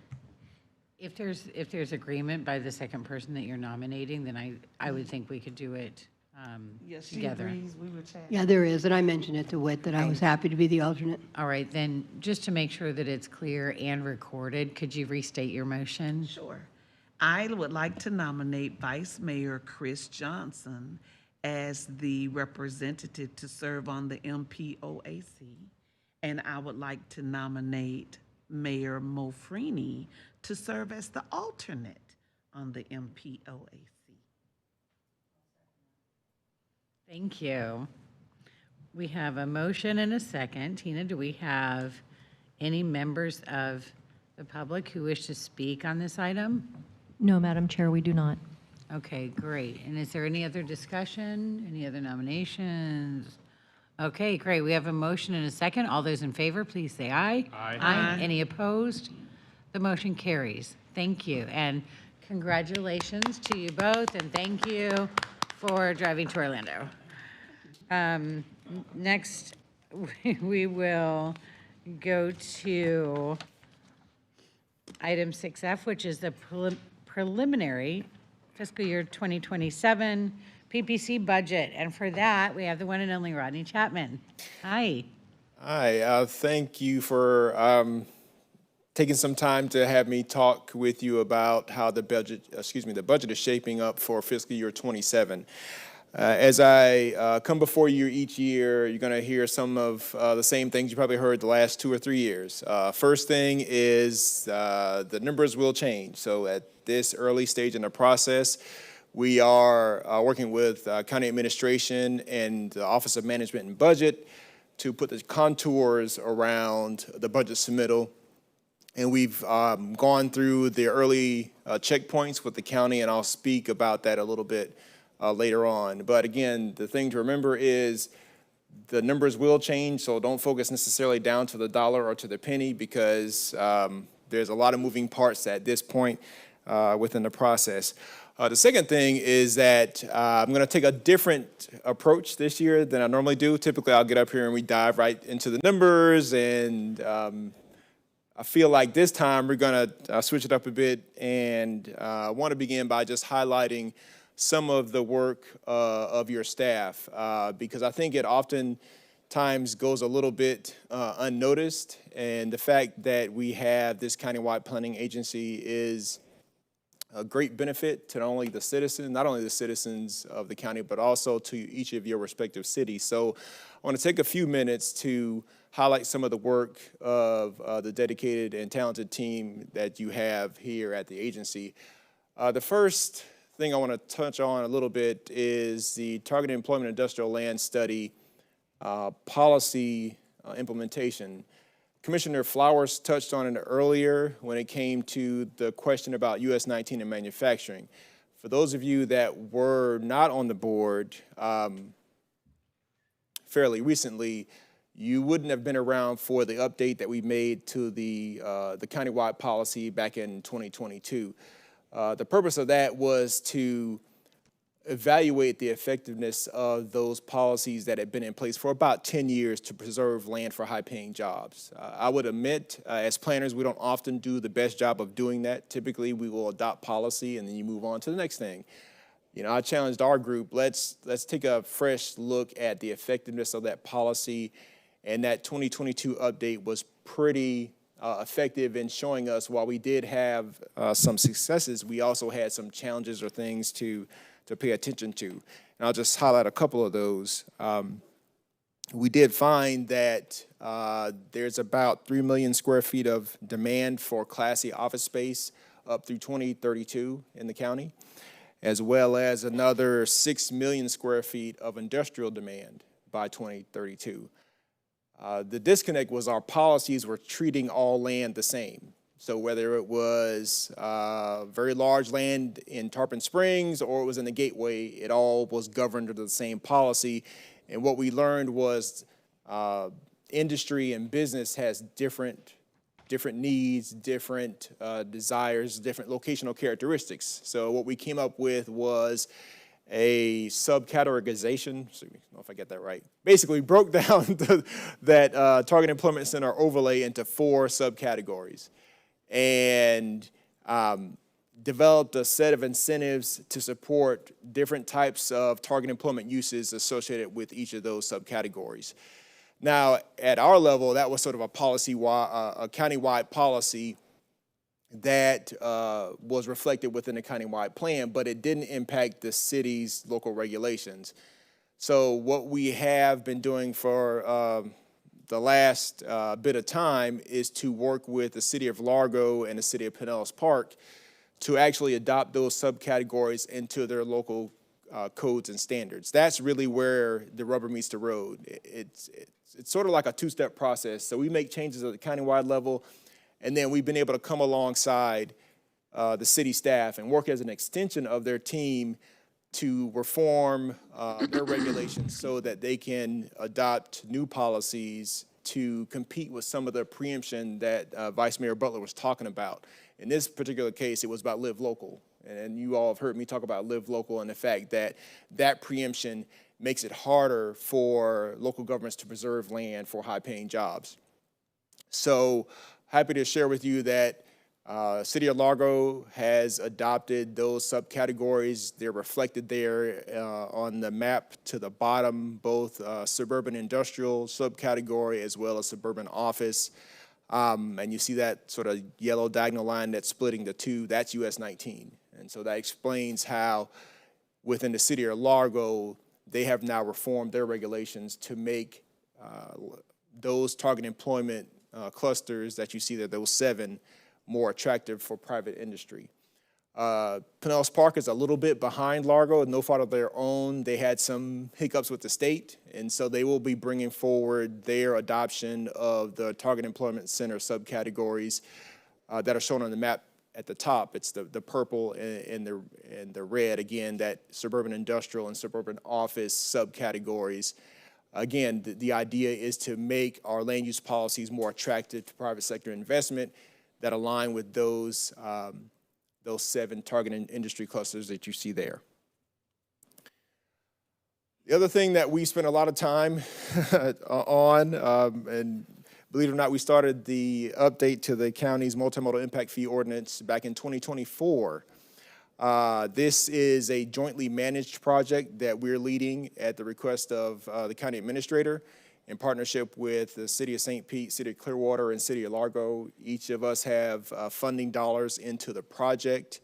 Again, the idea is to review what's working and what's not working with the county's multimodal impact fee ordinance and recommend a series of changes. We thought we would have been done by now, but unfortunately, the state has intervened in 3 specific occasions, and I have them noted here. The first was Senate Bill 180. The issue with that is that the ordinance is in the county's land development code, and so 180 restricts you from making any burdensome or more restrictive changes in your regulations. So that caused us to have to revise the scope because we had to take things out that we considered, or at least delay the ones that could be considered more burdensome or restrictive. The next gift the legislature gave us was House Bill 479. This was a new requirement that required cities and the county to adopt an interlocal agreement to ensure that developers aren't being charged twice for the same transportation impacts. So we spent, probably 4, 5, 6 months working with each of your communities and the county to craft and execute a interlocal agreement to memorialize how we are assessing impact fees here in Pinellas County. And we had to do that all by October 1 of that year. And I know we were very proud of being able to pull that off because it did require us to, and oftentimes, go out to some of your communities to talk about why this is a requirement. Again, coming down from Tallahassee, it sort of slowed down the update because we had to stop and then address the requirements of House Bill 479. And the last one is just a recent gift as of the end of the last session, is just House Bill 1329. This is a new requirement for the impact fee program, and essentially requires us to utilize a plan-based methodology. Essentially what we have to do is now go back and forecast about 10 years of growth and then come up with an associated list of capital projects that could be funded with those impact fee revenues. So what we've done in trying to get this project over the finish line is to split the second phase into 2. So you'll see the graphic on the right where it's phase 2A, which is really more of the administrative and operational changes that don't trigger Senate Bill 180. And we think we'll get that done in the fall. And those recommended changes will come to this board and also be acted upon by the Board of County Commissioners. Once that phase 2A is done, we'll then shift our efforts to phase 2B, which is more of the technical fee study, where we will look at the rates and the costs and other improvements to the ordinance. So again, think of it as a 2-step process to update the Pinellas County Multimodal Impact Fee Ordinance. Want to commend your staff collectively, because this is another project where we've had to go out to your communities to meet with various folks within the development review process to kind of learn what's working and what needs to be changed with the administration of that important funding program. The next thing I want to share with you is probably a little known thing that we do for you all, but our local planners are well aware of what we call our Knowledge Exchange Series program. It's a information sharing program we created back in 2018 to explore emerging planning topics. These topics are often given to us by the Planners Advisory Committee because they're struggling with a particular issue. And in the early years, one of the questions was how do we regulate urban agriculture in downtown St. Pete? Because at the time, Brick Street Farms was operating out of a shipping container. And so we had to do a deep dive on how to address that pressing need. And for this last year, we were able to do a deep dive into hurricane recovery and disaster response, but look at it from a planner perspective. You know, what do planners need to think about when it comes to hurricanes, natural disasters? How do you respond and recover from those? One of the things I was proud of is the in-depth case studies that we did for the project. We talked to folks in Fort Myers who were impacted by Hurricane Ian, Panama City after Hurricane Michael, and then folks in Mississippi going way back in Hurricane Katrina. And so there was a lot of good information that we learned, and we packaged it up into a report, presentation, and web video, and did share that with our planning network as well as the Pinellas County Public Information Officer Network. You all have seen some of what we've been doing with ArcGIS Urban. Since Nicole presented some of our work to you all, we've also had the opportunity to work with South Pasadena, Dunedin, Redington Beach, and Palm Harbor in using the software as a decision support tool. I think Mary Freeney, with your rezoning. It was very helpful, too. Yeah. It was fantastic in showing, size and scale, so. Yeah, and meeting with George, of your staff and putting that together, we thought there is some pretty compelling ways to show the visual impact of what that development proposal was all about. Again, the high-level takeaway from that is our staff is becoming highly proficient in technology, and we want to work with you and your staffs to use the software to look at zoning parameters, look at site constraints, and just have a better understanding of what the implications of development decisions could be. The image to the bottom is an example of the viewshed capability within Arc Urban that we put together for Redington Beach, because they were contemplating increasing height by 5 feet, and so the software was good to help them come to a decision on that. And again, we've talked to you about some of the awards that we've gotten for our use with Arc Urban. And there's other things that we do. This isn't inclusive of everything, but the idea is, and to a large extent, what we do is support your staff and your community's needs. What you see here is really the nuts and bolts of current planning, essentially the state mandated comprehensive plan updates in a couple communities. We've done a major zoning code update for Redington Beach. We're working on mixed-use regulations in Indian Rocks Beach as well as in South Pasadena, but really more for having a commercial corridor focus. And we're also doing work on accessory dwelling units in Gulfport. So again, a very comprehensive review of some of the work that our team has been able to accomplish over the last year.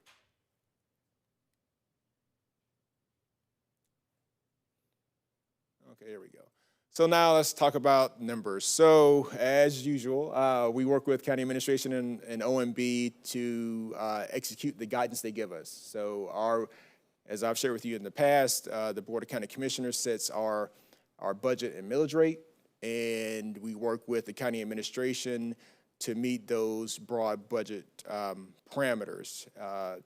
Much like every year, we have been given a flat budget directive as well as service reductions of 3% and 5%.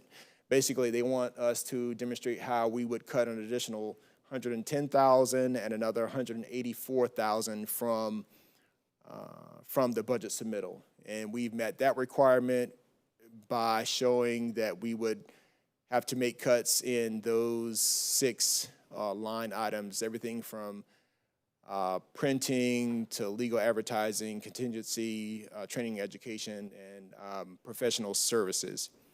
The County Commission hasn't asked us to implement these cuts, but they do want us to go through the exercise of showing that if these additional cuts were requested, then how would we plan for those? So we've met that requirement.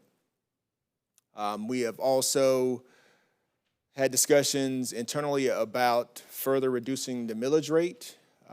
We have a few scenarios that I'll share with you in the next slide, but we have information that would take the rate all the way down from its current rate all the way down to 0.0110.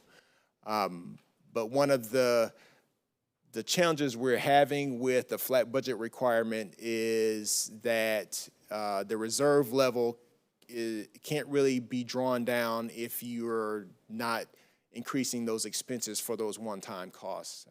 So we've had that discussion with the county administrator as well. So at a high level, this is a snapshot of what the actuals have been for the agency from FY23 to FY25, as well as the budget for FY26, and then the proposed budget for FY27.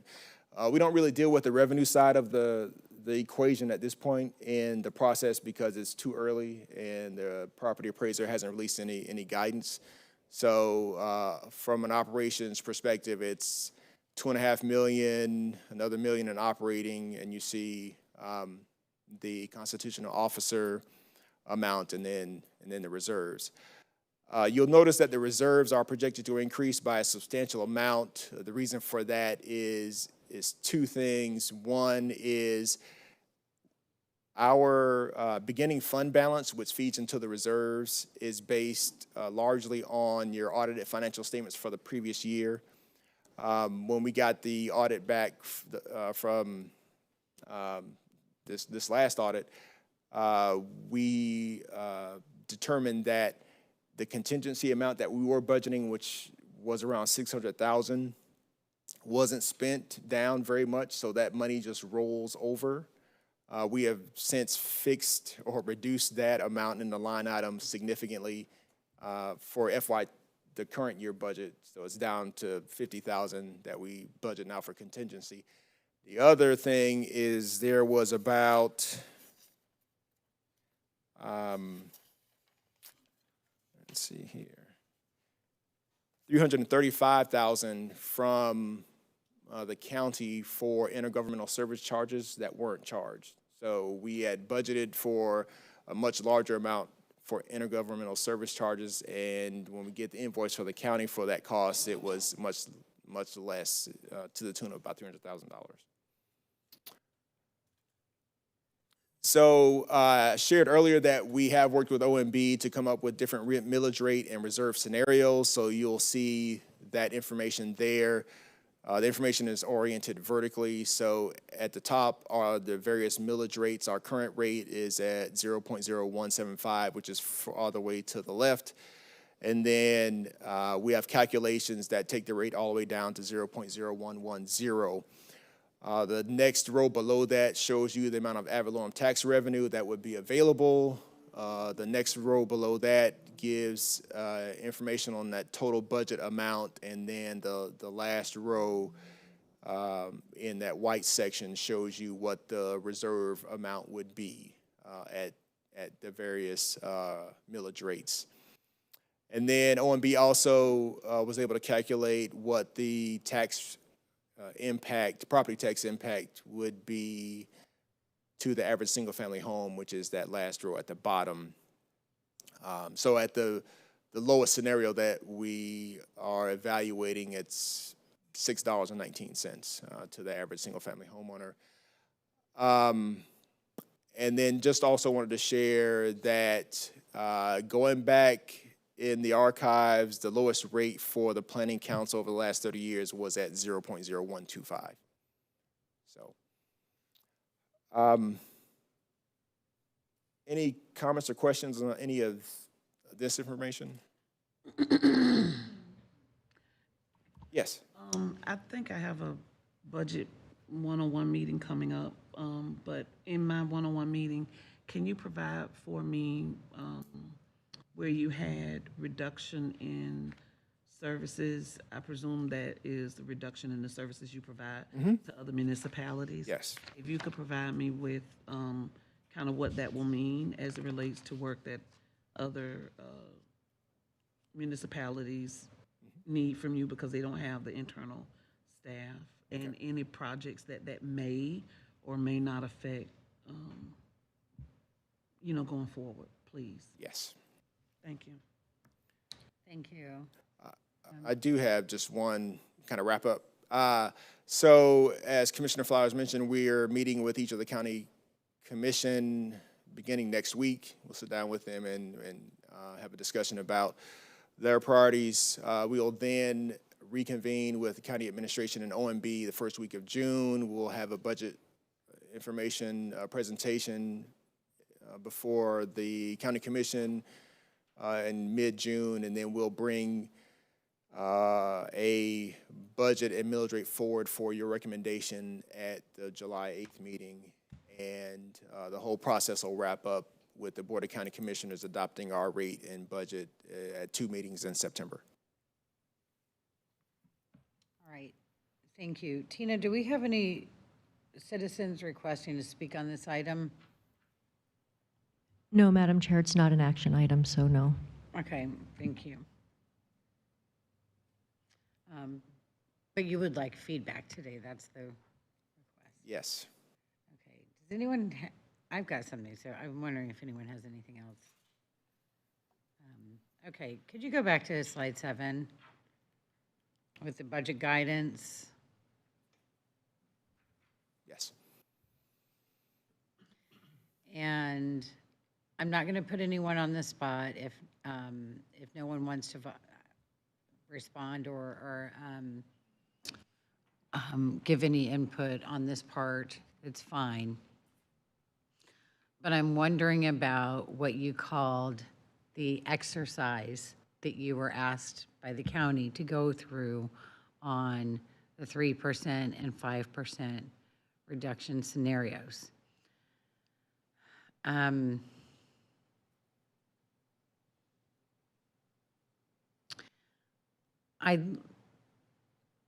So that happened also on the city level,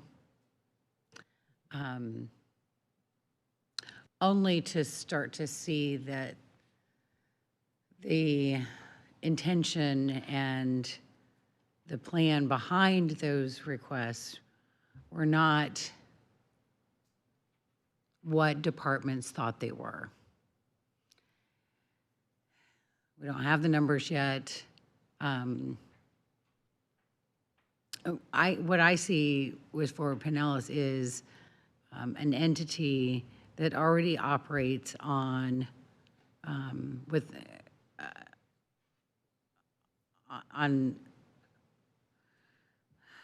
a shoestring budget, really. I mean, considering all that they do, all the ways that Forward Pinellas helps our cities, to see some of that have to get cut back at a time when we need more, we need more help within our cities.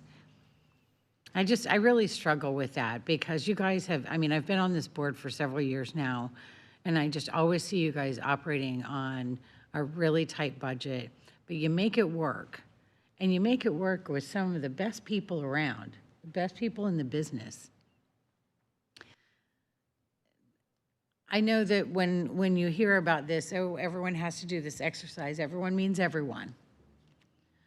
But I do hope that those who are making decisions on the county level on this budget will please keep in mind how valuable Ford Pinellas is.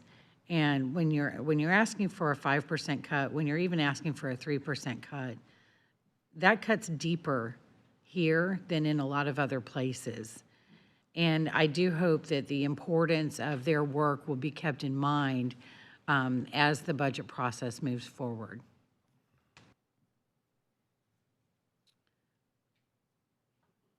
That's all I have to say about that. I would like to Vice add. Chair Scott. Oh, I'm sorry. I just want to add one thing that Rodney maybe didn't cover. We've heard very clearly from the Board of County Commissioners and from this board over the years about having too big of a reserve balance. And our reserves are well above what you would consider, normal in a city operation, 20, 25%. We're above that. What we've done in response is we've put our reserves in 3 categories that require, depending on which category, a public hearing or an action by the Board of County Commissioners to unlock those reserves. So on May 19th, we are asking the BCC to allocate a substantial amount of our reserves towards the trail planner position and to assist funding the State Road 60 corridor study. And that will draw down some of those reserves that Rodney mentioned. So they're there for a reason, but it's not something that I can just on a whim say, let's go pull those reserves. And in some cases, even this board can't do that. So, and we did that to address some of the concerns by the county commission about having too much reserves. But I cannot spend down those reserves by submitting a flat budget every year.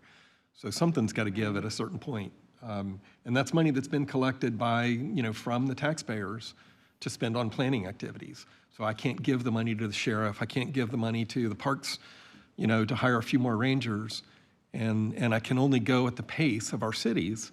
So in some cases, we had money to spend, on the Gateway Master Plan implementation for the county and for St. Petersburg, and for different reasons, they weren't ready to proceed with those. So we went ahead with Largo and Pinellas Park instead. But that's just an example of, I'm not going to go out and authorize us to do a planning study for Tarpon Springs if Tarpon Springs hasn't approached us and asked us to partner, or we haven't sat down and gotten their commission's approval on that. And I can only go at the pace of our partner. So just kind of keep that in mind when you look at the reserves. So I think what you're saying is that when the cities are ready, you need to have the money ready too.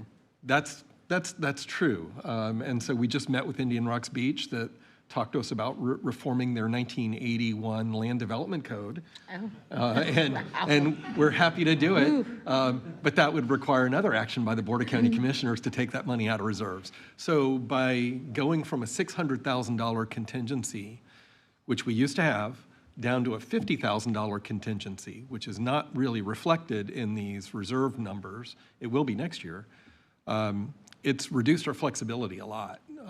And I'm confident if we bring a good project to the county commission, they'll approve it. But that's one more layer that the old way didn't have to address by having a $600,000 contingency, if that makes sense.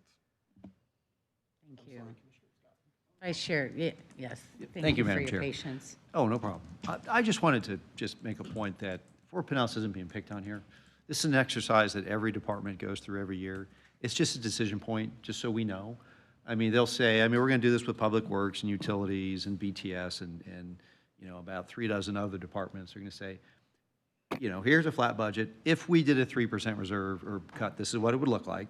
And if we did, this is where service is going to suffer. And it's just a decision point. So, I honestly, in my couple of years of doing this now, can't remember too many times when if we've ever taken those decision points. So it's just a snapshot in time for informational purposes, so I wouldn't get too rattled or too worried about it at this point. But the reserve discussion plays into all this stuff, and in the final analysis, I'm sure it's all going to work out fine.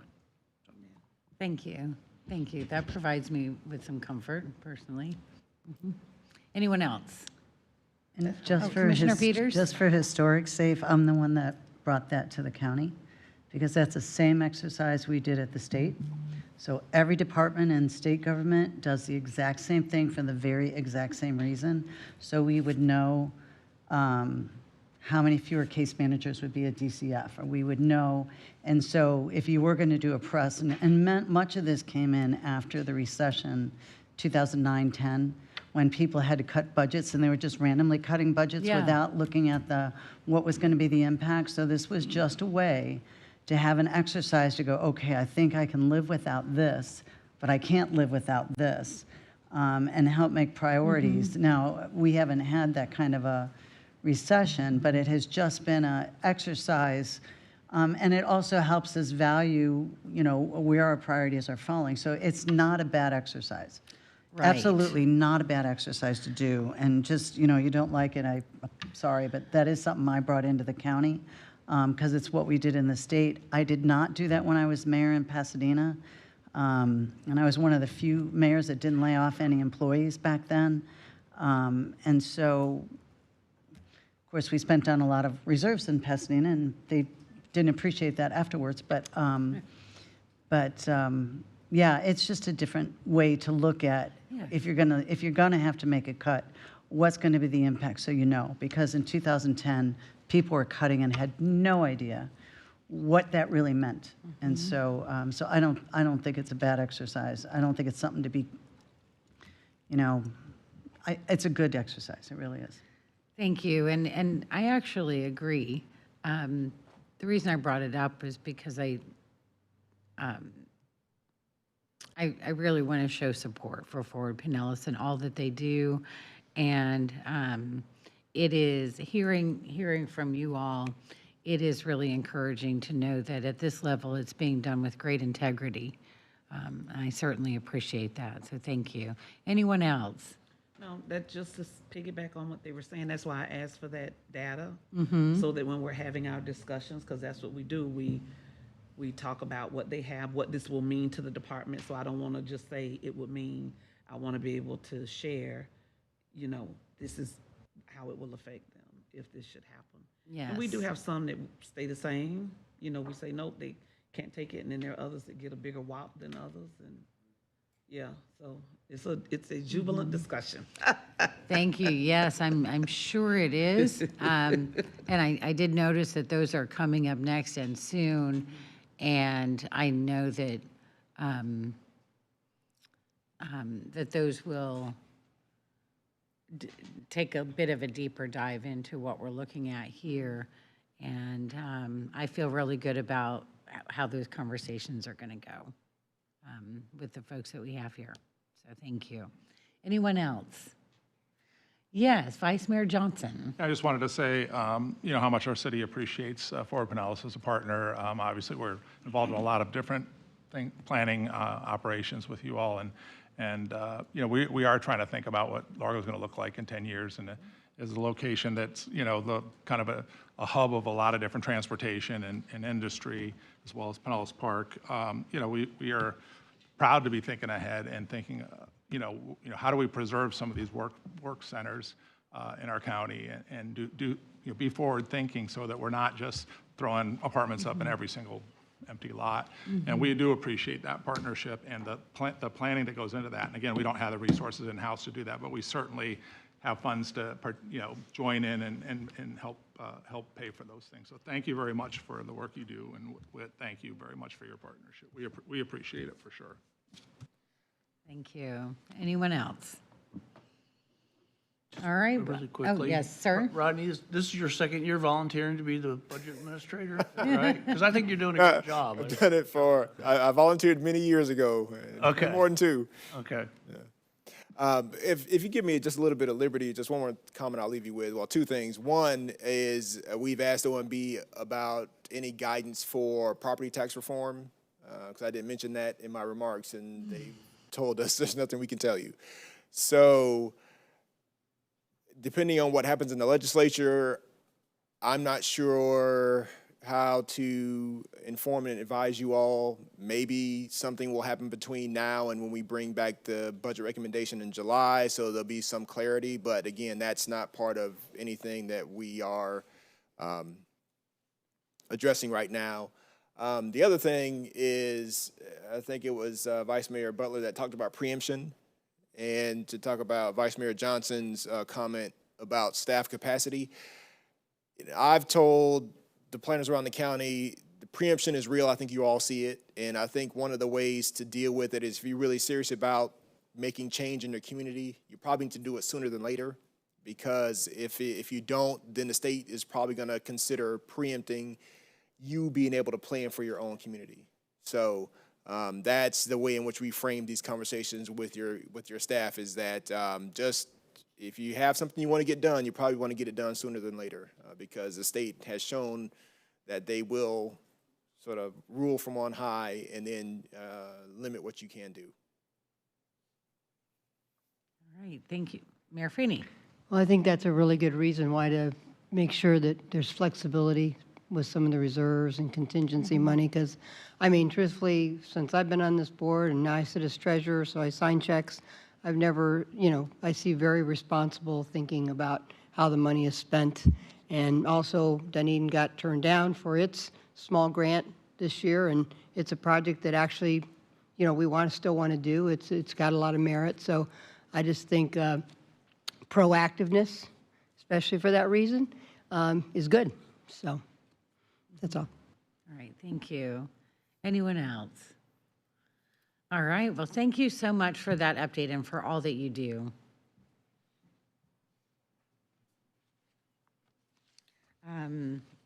Next, we have a presentation on the MPO and PPC annual audits, and this is an action item.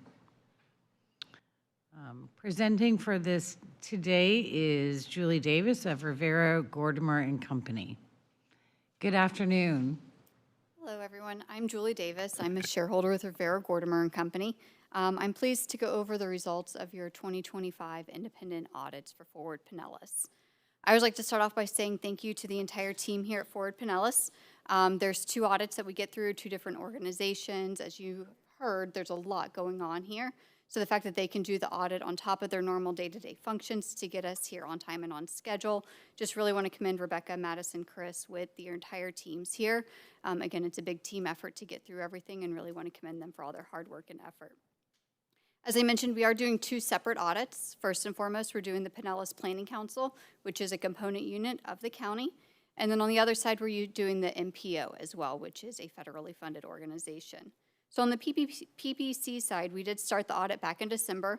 That one has to go to the county by February, so that was issued back in that timeline to be able to get it to the county in time. It was issued on March 4th. And on the MPO side, we started that in February and just recently issued that last week. So I'm excited to go over the results of the audits with you today. So starting off here on the screen, you'll see is the results of the audit. So for both audits, we did issue an unmodified or clean opinions on the financial statements. And what that means is anybody who needs to rely upon them can do so to make an informed decision. We had full cooperation from the entire team and no disagreements over any accounting matters. Our responsibilities for both audits are first and foremost under generally accepted auditing standards. This is where we are going to provide reasonable but not absolute assurance that your financials are free of material misstatement. And what that means is we're using a risk-based auditing approach and sampling and materiality throughout the audit process to be able to render our opinion on your financials. Moving on, our responsibilities for both audits are further under government auditing standards, and this is where we're looking at just general compliance with laws, rules, regulations, contract, grant agreements, things of that nature. I'm pleased to report that we did issue a clean opinion on that as well. And then we also do look at internal accounting controls to the extent necessary to render our opinion. We're looking mainly at the disbursements process. We're looking at budgeting. We're looking at making sure that things are being spent appropriately. We're looking at payroll processes, looking at financial reporting, segregation duties, all those key areas. And we're pleased to report that there were no material weaknesses noted during the audits to report to you all today. And then on the MPO side, again, as I mentioned earlier, that is a federally funded organization, so we do have to do what's called a uniform guidance audit or a single audit. And this is where we really dive into the specific of that funding sources, looking to make sure that it's in compliance with the federal terms and conditions of those awards. And so I'm pleased to report that was also a clean opinion and no compliance matters on that as well this year. So just some of our required communications to go over with you all today. And included in all the financial statements are significant judgments and estimates. And so what we're required to do is communicate the ones that we deem to be significant to your financials. So those are listed out here on the screen. That's the allowance for doubtful accounts, the useful life and depreciation of capital assets, the actuarial assumptions for FRS as well as OPIB on the county side, the fair value of investments, and the fair value of the lease asset and lease liabilities. We did review all of the estimates and concluded they were all reasonable in the circumstances. Just some other matters. So at the end of the audit, we do issue what's called a communication letter. It just kind of is a two-page letter that goes over any of our findings if we had any. We like to summarize them on a bullet point form for you. So first and foremost, at the very top, probably the most important pieces: no fraud, no illegal acts noted during the audit. I always do like to say that if you're hearing from us at the very end of the audit, that means no news is good news. If you're hearing from us during, don't need to fret. It's not always bad news, but that's when we would be reaching out during the audit process if we did find anything. We would not wait till the very end. There were a couple items here just to kind of go over that's included in the letter. There were some new GASBs that were adopted in both the financial statements. We did have a couple journal entries. These were pension related. These are expected journal entries each year. FRS issues their financials in January, and as I mentioned, we started back in December of the audit for PPC. So again, those are expected journal entries that we assist with each and every year just due to timing of the information flowing from the state. As far as the other items, there's no significant audit findings, no uncorrected misstatements, and no consultation or opinion shopping with other accountants. So that's really a summary of the actual audit results themselves. I'm going to touch on a highlight of the financials for you and where those numbers ended at the end of the year. So overall, starting on the PPC side, you'll see here on the balance sheet, the total assets this year ended up to end at just over $4 million at the end of the year. Your largest increase was in cash and cash equivalents, and that was mainly due to a result of operations. You'll notice accounts receivable is down slightly this year. This was actually just some intercompany billing between the MPO and the PPC and the timing of those intercompany transactions. And then capital assets did decrease slightly this year. That was mainly a result of depreciation that was recorded during the year. The deferred outflows of resources you'll see right under total assets. These are all related to pension and OPEB items. Overall, we saw a reduction in all of the pension numbers this year. So over the last couple of years, FRS and all of their investments have been making a lot of earnings, bringing down a lot of those liabilities and other things that flow onto your balance sheets. So you'll see those reductions as we go throughout the rest of the numbers as well. Total liabilities are also down this year. They were down about $570,000. They ended at about $2.9 million. Again, the largest change you'll see is in that net pension and OPEB liability, a decrease of about $360,000. You'll notice other decreases, accounts payable and accrued expenses, just year-end timing, and then your lease liability is also down this year just due to lease payments. Your deferred inflows of resources, again, are down as well, another FRS-related item. And then overall, this brings your net position to $472,000 for the end of the year. And again, this is the government-wide level, not the fund level. And that increase from last year we'll go over on the next page here.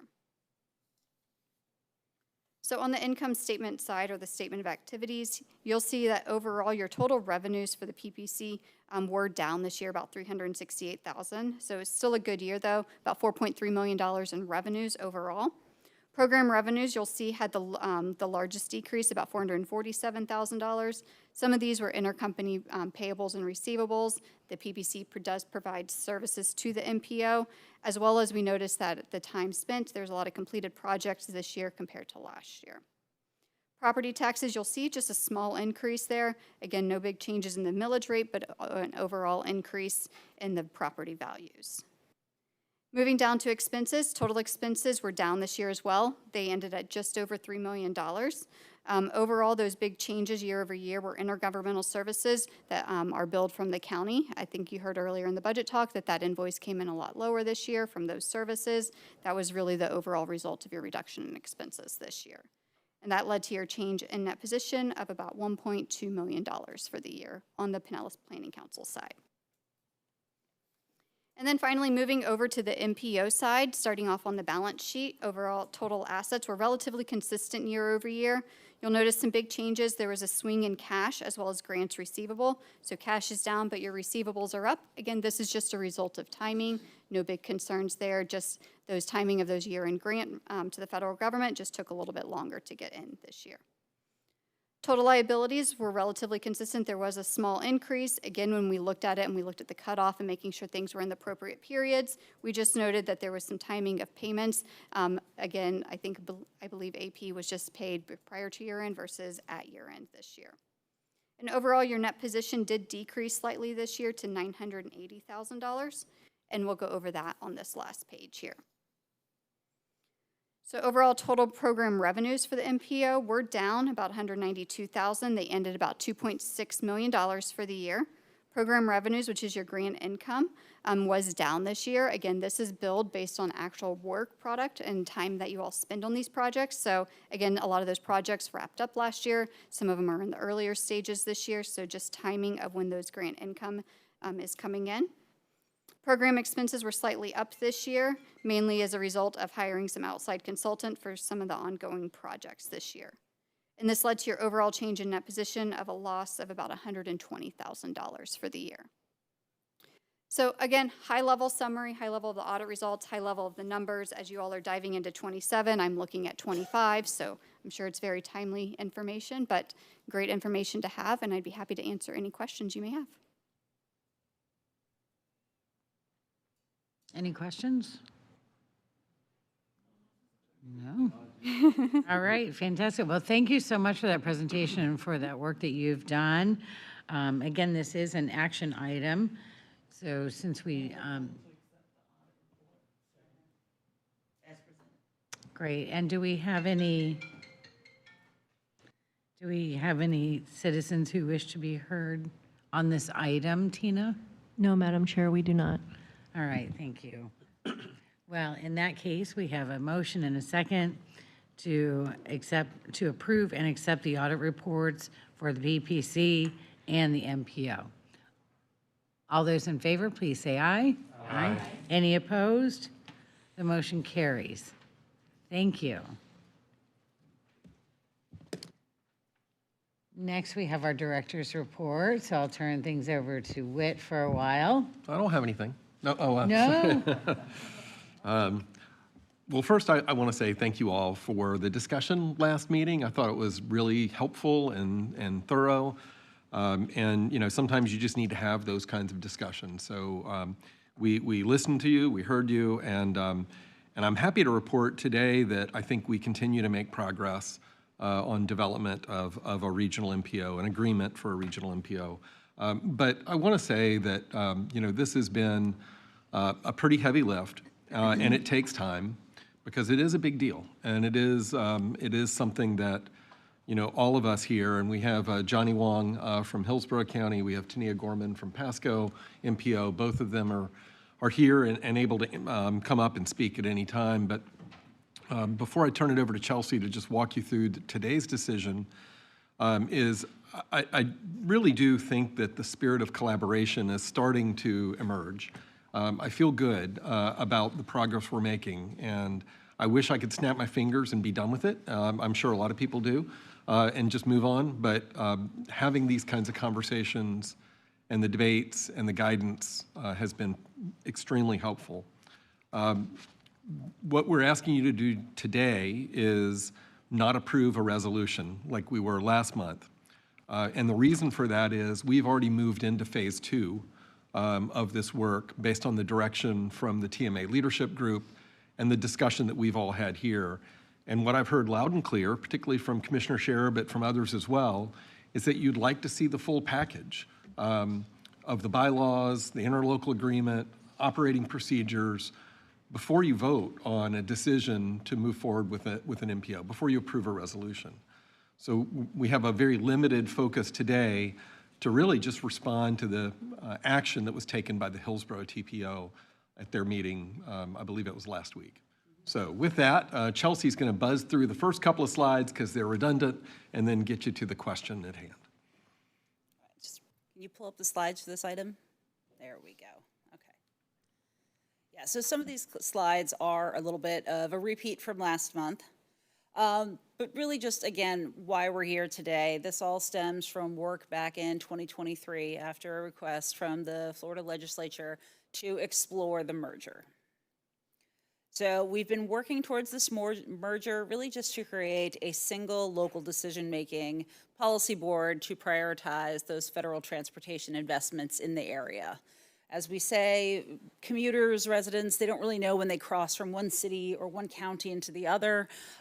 So they just want their transportation challenges to be solved, and they want to be heard.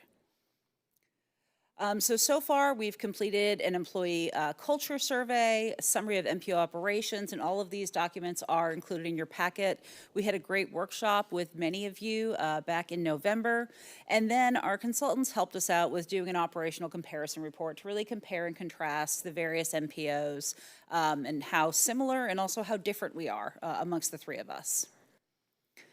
So working towards that draft apportionment plan, this has been a very long process that started back in October 2023, and we've had a series of touch points along the way where various decisions have been made by the TMA leadership group. We sought input from the Suncoast League of Cities, and then back in February, the TMA leadership group met again to talk about how to allocate the various seats. So really what we're working towards today, and as Whit mentioned, this is a very limited focus. We want to be talking about how those 25 seats are going to be allocated, and also if there are any other deal breakers from you. Again, we heard that you all want to see more before you make a decision on anything. So we're looking for spring or early summer, the principals, which are the 3 county commissions and the city of Tampa, they're going to be receiving some draft documents. These documents will be very draft, but it'll be a draft interlocal agreement and some bylaws that'll really just be a sketch that'll be there for conversation purposes and to seek that feedback before finalizing everything. In the fall, we're going to be moving into really what the service offerings of a merged MPO would be, a funding plan, and then just further finalizing those bylaws, and then we'll move into policies and procedures. So there's going to be a lot more opportunities for input and to craft these final documents as we move forward.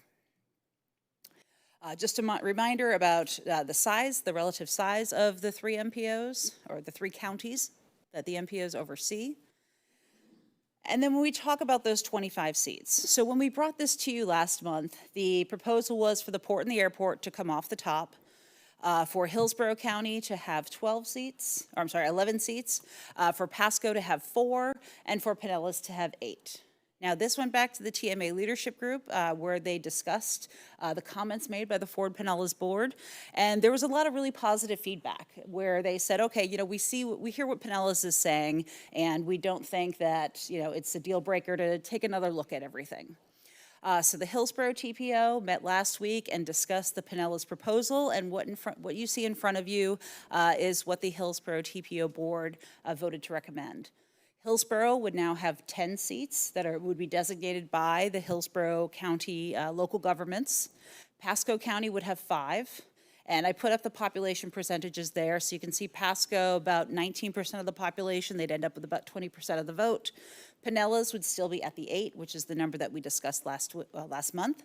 It's about 32% of the vote, which is about spot on with our proportionate representation. And then the port and the airport would still come off the top. So I know there was a lot of conversation about the port and the airport off the top and how they may have been considered quote unquote Hillsborough seats. But as you can see, even when added back in, if you want to consider them Hillsborough seats, it comes to about 48%, which is right about where that Hillsborough population is anyways. So this is again based on our 2020 decennial census number as required by law. And this is what we're looking for action on. If we can get to action on that today, we'd love to also get your input on how to allocate those 8 seats within Pinellas County. This would just be for conversation purposes. This is not finalized, but again, the main recommended action that we'd like to get some direction and move forward on from you today is the allocation of those 25. I want to add one thing to your presentation. Thank you for that. On June 5th, I'll be presenting to the Tri-County BCC along with my colleagues. This meeting is in Tampa, and I've been asked by County Administrator Barry Burton to walk through a draft set of bylaws. So the team is working very quickly to take what is like a bylaws template and incorporate some of those guardrail provisions that we've talked about in terms of the supermajority language for the adoption of and amendment of the long-range transportation plan, the transportation improvement program, as well as how we select a chair, how we ensure that there's leadership of the MPO from all 3 counties. decisions about staffing and other kinds of agreements will come. What we have not talked about in the bylaws, it will take more time, are the composition of the committees. For instance, how we handle our Citizens Advisory Committee. When I went to our Citizens Advisory Committee and asked them for their input, they said, we'd like to be able to vote by Zoom, because, for everybody, crossing the bridges is a bit of a challenge, and convening 70 citizens, which is probably what our 3 CAC members comprise, would be a challenge. And we're going to put that in the parking lot of ideas to maybe bring to the legislature if we can pull this off. So there's a number of things that the bylaws probably won't be able to address by June 5th, but I do intend to have a set of bylaws that will include the key parameters of how we ensure that this is an equitable organization that respects the needs and interests of all the partners in it. So that's why we're not asking you to vote on anything today, because we don't have those ready today. But we have initiated phase 2 of the work, and I feel good about our ability to get there shortly. All right, thank you. So basically you're saying there's recommendations, but we're not expected to vote today. Just on the 25 seats, Right. because Hillsborough took a vote on it, and I would like this board to acknowledge that they have heard you, and they have responded. And I think the discussion was very healthy. Johnny can probably characterize it better than I can, but I was there, Tania was there, and it was a very productive conversation. There was one board member who expressed some concern about the majority provisions for each delegation to be able to maybe hold up adoption of a TIP or a long-range plan. But that person's alternative suggestion was to have a 60% supermajority threshold, and that is not allowable by state law, because when you adopt the TIP and the LRTP, you need a roll call vote, and the Florida statutes are very clear, it is a simple majority. So we think that this is a good alternate workaround that is true to the statutory guidance, because we're still having a majority. It's just a majority of 3 entities plus the overall board. All right, thank you. Councilmember Gabbard? Thank you, Chair. And Whit, I just want to thank you for, all of your work that you've done on this, and really just for hearing our concerns last month. I feel much more comfortable with where we are now, especially, Chelsea, with it being laid out like this, because I think that, there is hopefully in the future opportunity around the port and the airport to maybe be able to work with them on some sort of regional, representation. We talked about that in our one-on-one. Could, things be changed to make it to where it doesn't have to be Hillsborough seats? I think, there's a lot of work to be done there, but certainly seeing it laid out like this and recognizing, and also, I just want to say, if they're listening again, which obviously they were before, the letters that we received from them, I think gave me a lot of relief to kind of understand where they're coming from. And then to see that if you take those 2 off, if anything, I think it ended up even more so balanced for what some of our concerns were. So I feel very confident in this. I'm glad with the approach that you are going to be working on the bylaws and all of those things that people have asked for, and that we are not being asked to vote on anything that we would not be seeing yet. I think that's a good approach as well. So I think that, it didn't quite maybe turn out the way you hoped that it would to move things forward, but I always appreciate that you're willing to kind of ebb and flow with the way that the board, is moving. And then also thank you to Hillsborough and to Pasco. I know she's here too, just for being good partners in this conversation, and the TMA leadership group. It could have gone very differently after our meeting last month. So with that, Madam Chair, I'll make a motion to approve the proposed apportionment as presented. Second. All right, we have a motion and a second on this, and we will go to Commissioner Scherer. I think you had your hand up second? Yes, thank you, Chair. Just real quick, actually not quickly, because we have plenty of time to work on this apportionment. I think we're jumping the gun. I appreciate all the work, and everybody got it last week, or at our last meeting, and we did have a TMA Leadership Committee meeting after our meeting here, and that TMA did not approve this apportionment. That's our leadership. We did not. We were there. We talked about a lot of issues, and we did, as Whit said. We all agreed that we needed to have the interlocal agreements in hand. And so we start reviewing those. We needed to have the bylaws in hand. We still don't have that. So for me, it's a little early to vote on apportionment. Now, I'm glad that Hillsborough County's happy with 12 votes. I think that's great. I'm not very happy with 8. I still believe that we need to see the bylaws before we vote on an apportionment and show our hands and say, oh, we're willing to take a vote. And the other thing about that is, you know, the bylaws can be changed. So, I mean, if we do have we get our bylaws and the bylaws say they can be changed, then we're right back to where one census away from Hillsborough having 52% of the vote and running the whole thing. So we got to be very, very careful. We need to see these bylaws before we vote on the apportionment. Also, I floated at the TMA meeting on numerous occasions the idea that this board could resemble Tampa Bay Water, where everybody has the same amount of votes. Tampa Bay Water, everybody has 3 votes. We can do that here. Now, you've been told we can't do that here, but I've given you the state and the federal laws on apportionment. The federal law says apportionment will be that we have to consider population. It doesn't say we have to use it. It's consider. So we don't have to do an apportionment based on population for federal law. State law does. But I have spoken to 3 state representatives and one of our state senators who would be happy to place an amendment to this voting membership law on the agenda for the next legislative session. And like I said, we don't have to hurry. So I believe that the state would be happy because we have an example of a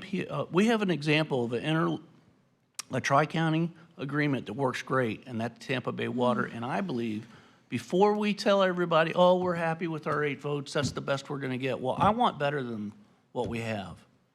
I want better than what we have, and I don't want to take just what we can get. I think we can have a true even vote, and we consider it like Tampa Bay Water. So I really want to do that. And also, what's the hurry on this vote? The June 5th Tri-County meeting is coming up. I want to be able to talk to the county commissioners there about this. And then we have another TMA meeting coming up. So I don't see the reason to rush this vote, and so I don't want to vote in favor of it. I don't think we should vote at all until we see these documents. We have a lot of city council members here from cities that are going to get a vote. What is your vote worth? We don't know yet. So before you vote on apportionment, we need to see these documents. That's what I think from here. Thank you. All right, thank you. I would like to just report that the TMA Leadership Group had a good suggestion, which is that the bylaws be subject to the same supermajority requirement as the long-range plan and the TIP, which I thought was a brilliant suggestion that came from the city of Tampa. And the TMA Leadership Group has been generally viewed as a recommending body back to the MPOs. And I know in Hillsborough's county's case, their MPO board authorizes the TMA to take actions prior to the TMA meeting. So the TPO was the right forum to consider the action that the Ford Pinellas board, or the direction that the Ford Pinellas board provided them, just so you know why they voted.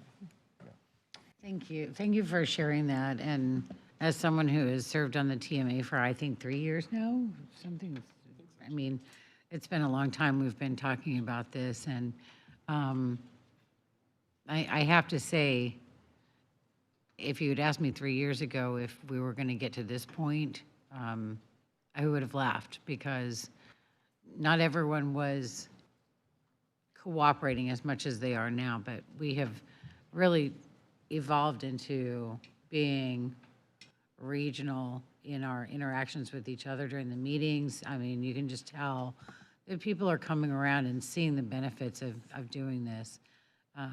I look at how this is divided up, and I do agree with the idea of doing this by population. That's how this board is comprised.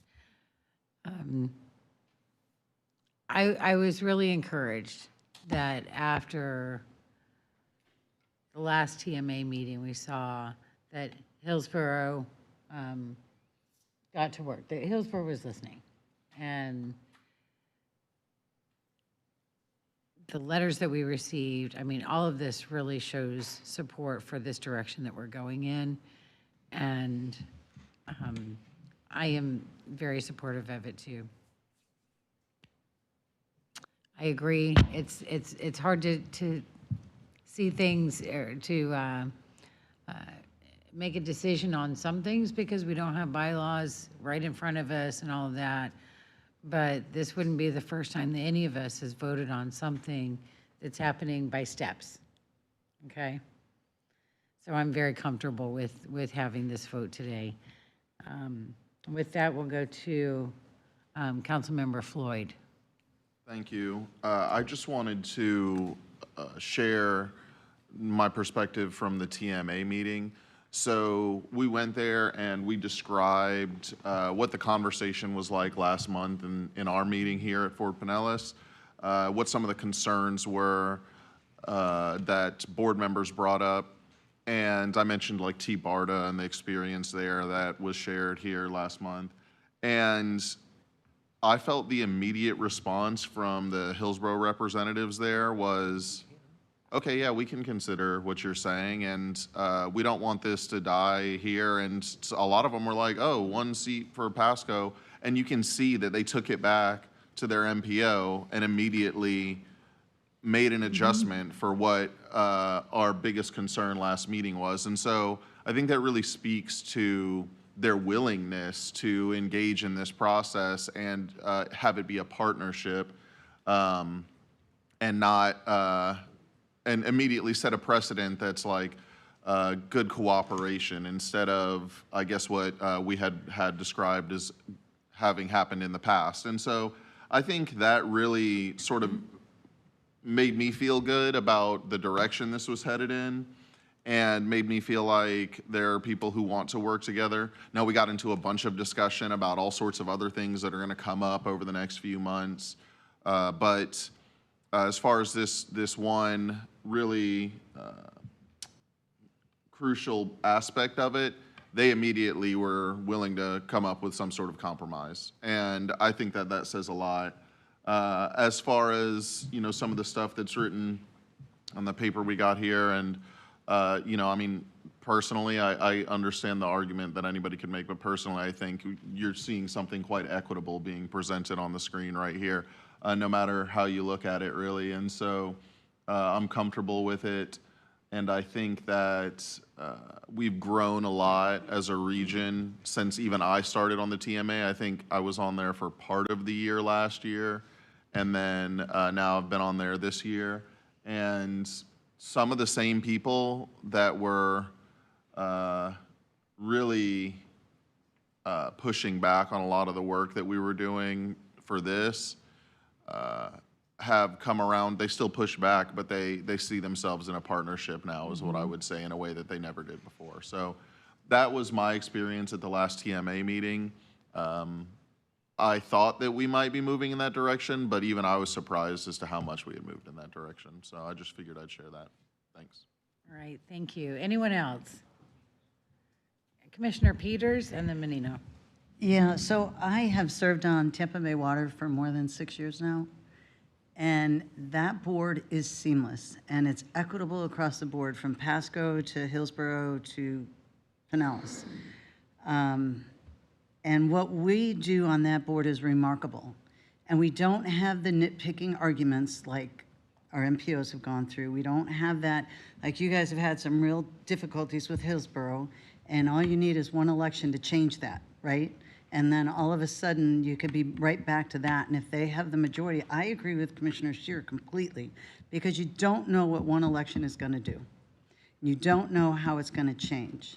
But if you have something set up just like Tampa Bay Water, that board, that organization for decades has operated so smoothly without the tension of one has more power than the other, or one has more authority, or one county is strong-arming another county. That has worked seamlessly, beautifully for decades. I want to say it's been over 30 years at that, or about 30 years that they've been together. And when you have something that works so well, why would you not replicate that? And I completely agree with Commissioner Scheer. And like I said, I've served on it for over 6 years. I know Brian was on it for 1 year when I was not on it. And we even had tumultuous stuff, but we never had experiences that you all have experienced with other counties. And I'm not going to name names, but those of you that have been here know who I'm talking about. But all you need is one election to change something, and everything you've worked for, regardless of bylaws, when you give one authority more power than the other, it's just, I don't believe you have long-term success. We might have short-term, but I don't think we'll have long-term success. So I believe the model we should follow is exactly what Commissioner Scheer said, and that's the Tampa Bay model.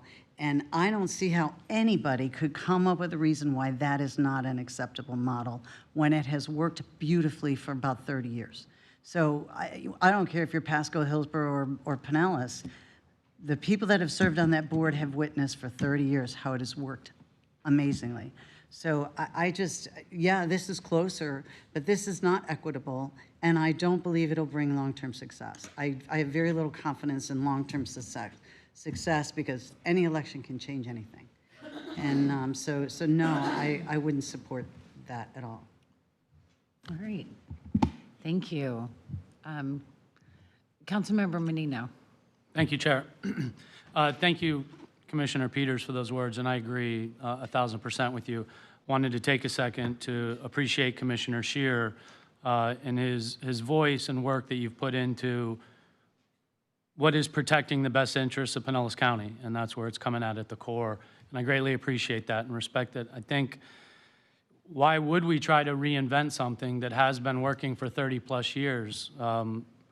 Trying to weigh forward progress and movement and the urgency that we feel of pushing this forward cannot outweigh what's in the best interest of Pinellas County and our local municipalities.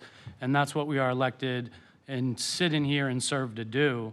I share the same hesitancy regarding making a decision like this before bylaws are even seen or touched or even looked at. I mean, after all, let's refresh ourselves that bylaws are operating constitution of an organization, and we're making a decision based on bodies without those bylaws in front of us, and that can be risky. So I appreciate your voice. I appreciate your strength in looking out for what's in the best interest of Pinellas County. I know in your heart you do believe that something like this in the future could work and could be great, but taking the right steps and making sure the right conversations are being had, I think is important. So I appreciate, and I too support if we have a roadmap that has worked and is a model of success for over 30-plus years, why try to recreate it? And why not follow suit of it? Because it does work, it has worked, and it's worked very well for our region. But I appreciate the time. Thank you. Thank you. Deputy Mayor Shelley. So I just did the math, and with the apportionment, Pinellas County has 280,000 unincorporated citizens. St. Pete has 267,000. Largo and Pinellas Park. So the other small cities have a total of 283,000. So I'm wondering why the other cities don't get a total of 2 seats and St. Pete get 1 instead of 2. Just a thought. All right. Thank you. I don't know that part of it is, are we voting on that part as well? No, we're doing this part now, but I really respect what you're saying, and I think that's going to be an interesting conversation. I think, okay. So, there are different ways to make up different boards. And as we talk about doing it this way, I can't help but think that this approach is actually what makes up this board. I don't find us to be dysfunctional at all. I think we really do listen to each other. You've got 4 people representing just the city of St. Petersburg. I don't feel hated for that. And I actually like leaning in and learning about what's going on in Largo and what's best for Largo. And I'm listening to Largo for that. And I know that everyone here intends to do the same thing when something from another city is brought forward for us to look at. That insight from others is extremely important. But I can't think of a single instance where someone might have left this meeting saying that St. Petersburg strong-armed anybody on a vote. And it's one of the reasons that I enjoy serving on this board. So I don't know that one is worse than the other here. I think it's just 2 different ways to bake the cake.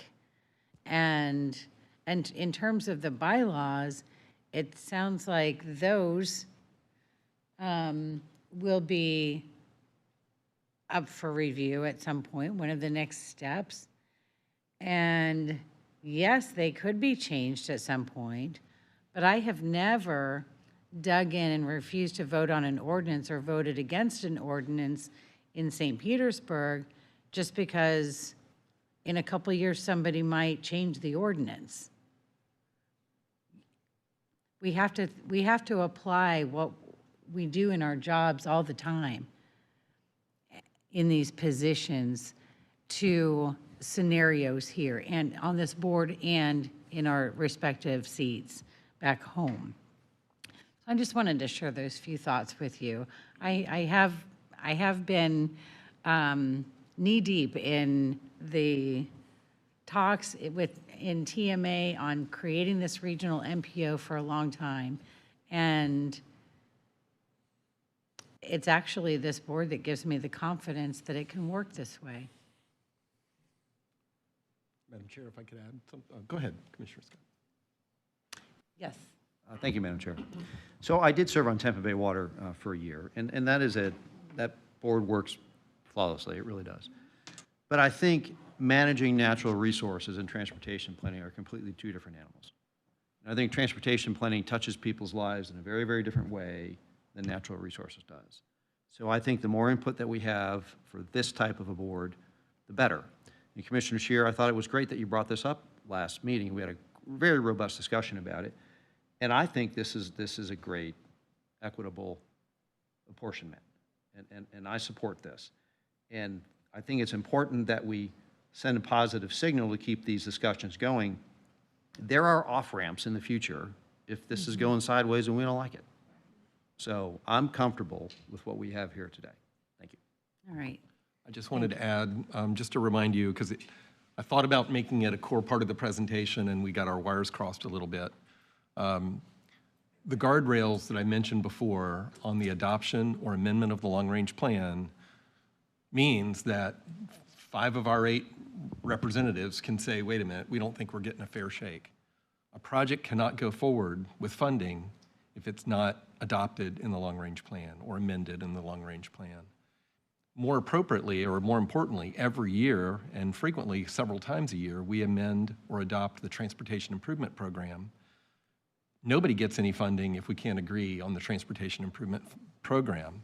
And we have a safeguard that a majority of our representatives have to agree.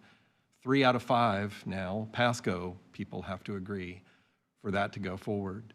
We would put the bylaws under the same provision. Amend the bylaws, fine, but you need 5 Pinellas County representatives to vote on that as well.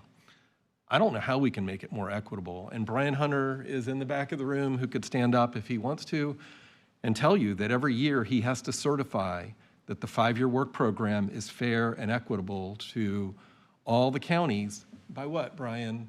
By population. So population is in our DNA. It's in the laws that we have to follow. I can't say, let's apportion the board and then try to seek a law change. We can do that, but we're already taking a legislative change to our delegation, hopefully, to amend our special act. And I'm worried that if we try to do too much at one time, we're going to confuse them and we're not going to be successful in either one. So we're just following the law. And we've got an attorney here who will testify that we're following the law.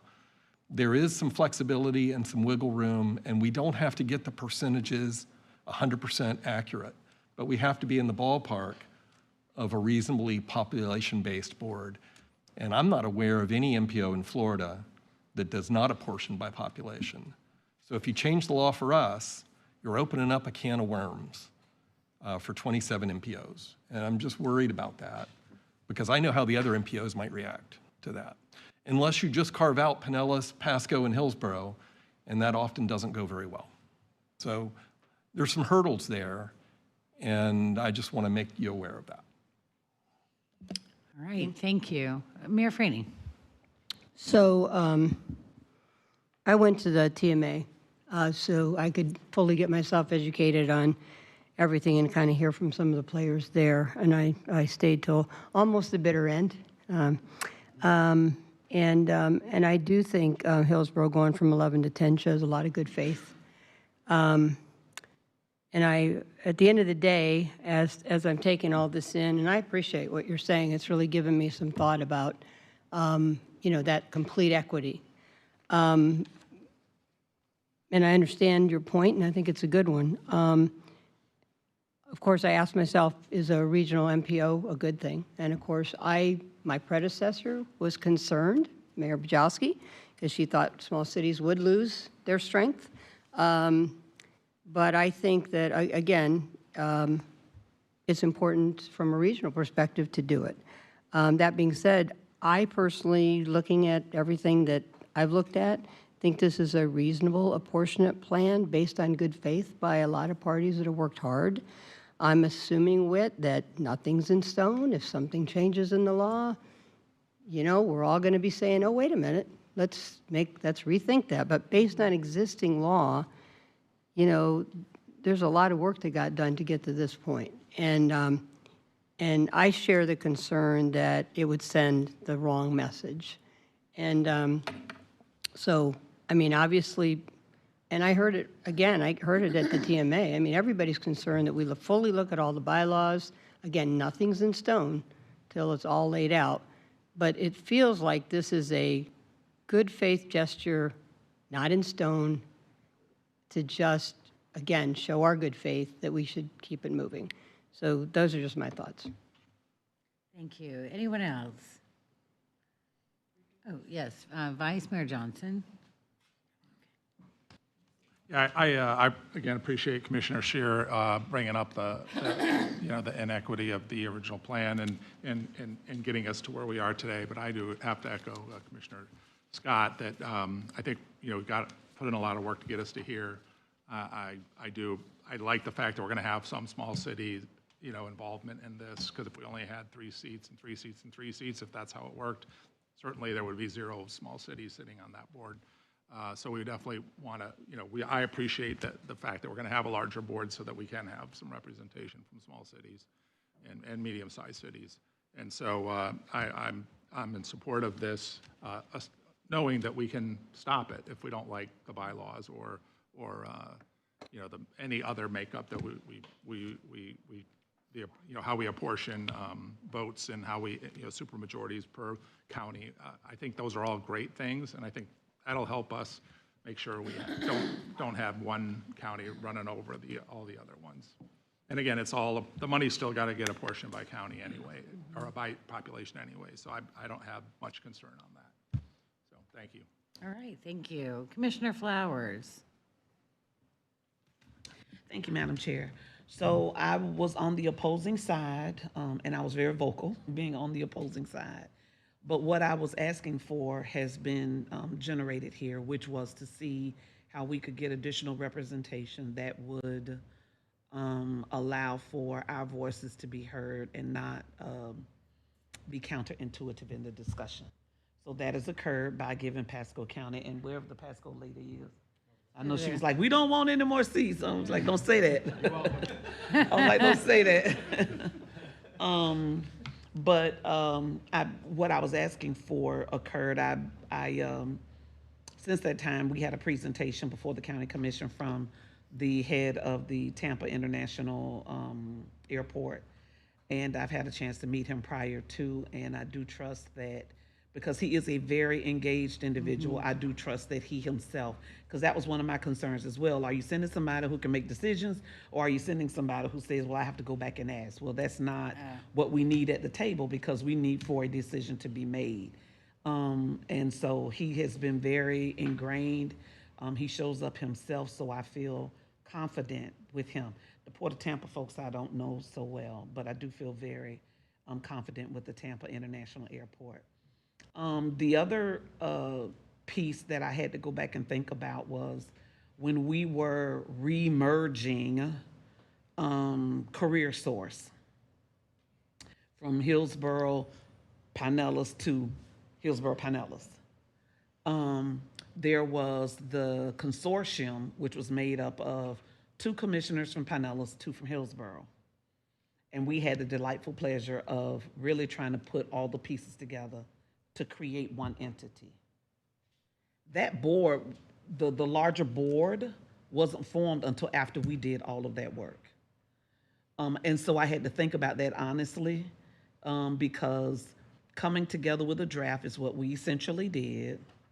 And then once we came together and we got our stuff in order, when that board was formed, when the members were selected and formed and they began to have their meetings, they then could make whatever changes to those bylaws and then adopt them as their own. So that is how I'm looking at this. I would invite anyone who would like to come to our Tri-County meeting. They are open to the public. It's over at the airport. Usually some little vittles before the meeting starts. And we stay on track, we stay on task. So you won't be over there for a lifetime. But I would, ask you to come just so you can hear and see what's being presented and what some of the questions may come from the other entities, which is Pasco, Hillsborough, and of course, Pinellas. So I would invite you to do that. So I am going to support the recommended action because what I was most concerned about has been addressed in what the presentation is for us today. And like I said, I had to go back and look at how we merged 2 separate boards to become one entity, and even how large that Career Source Hillsborough Pinellas board is, because it's a nice size entity. And it was a lot of negotiating, between representatives to kind of get it to where they could now just move and create the opportunities that they were designed to create. So I just wanted to share that since I was the one that started all the upheaval last time. All right. Thank you. Anyone else? All right, we have a motion and a second. Tina, can we do a roll call vote on this one?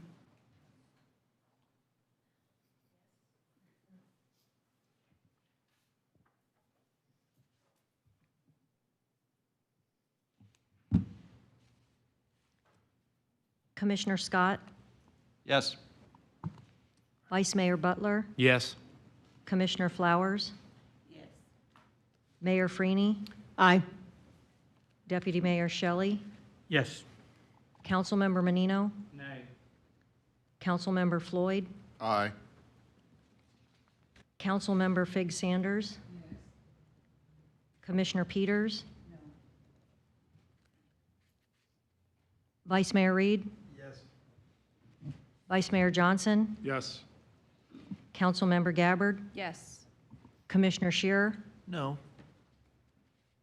and Councilmember Driscoll. Yes. That motion passes. All right, thank you. Thank you, Chelsea.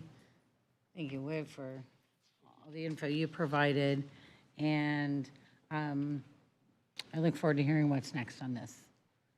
Can you give us a little preview of what we might see by the time we meet again regarding this topic? Just so we're all prepared, in case we need to bring extra snacks, whatever. Well, the first thing is you will see I'll give you a rundown of the June 5th Tri-County BCC meeting. Okay. You will have a set of the bylaws that they saw.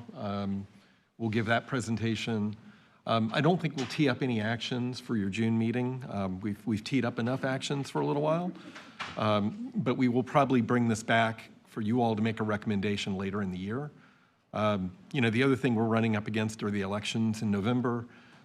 So we are, there is a sense of urgency to kind of pull a whole package together and get some commitments by the end of the year, although we do not want to transmit this to the governor with the full interlocal agreement and all that, because that'll give us a 6-month runway to stand up the organization.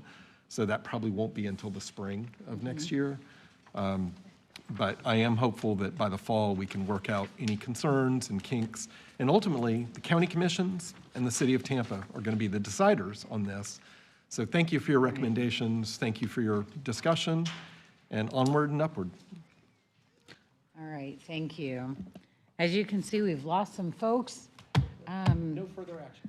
For that, you had any information items that you wanted to share? There's information items in your packet about some upcoming meetings, but nothing super urgent. Okay, great. Does anyone else have anything for the good of the order? All right, in that case, thank you, everyone. We are adjourned.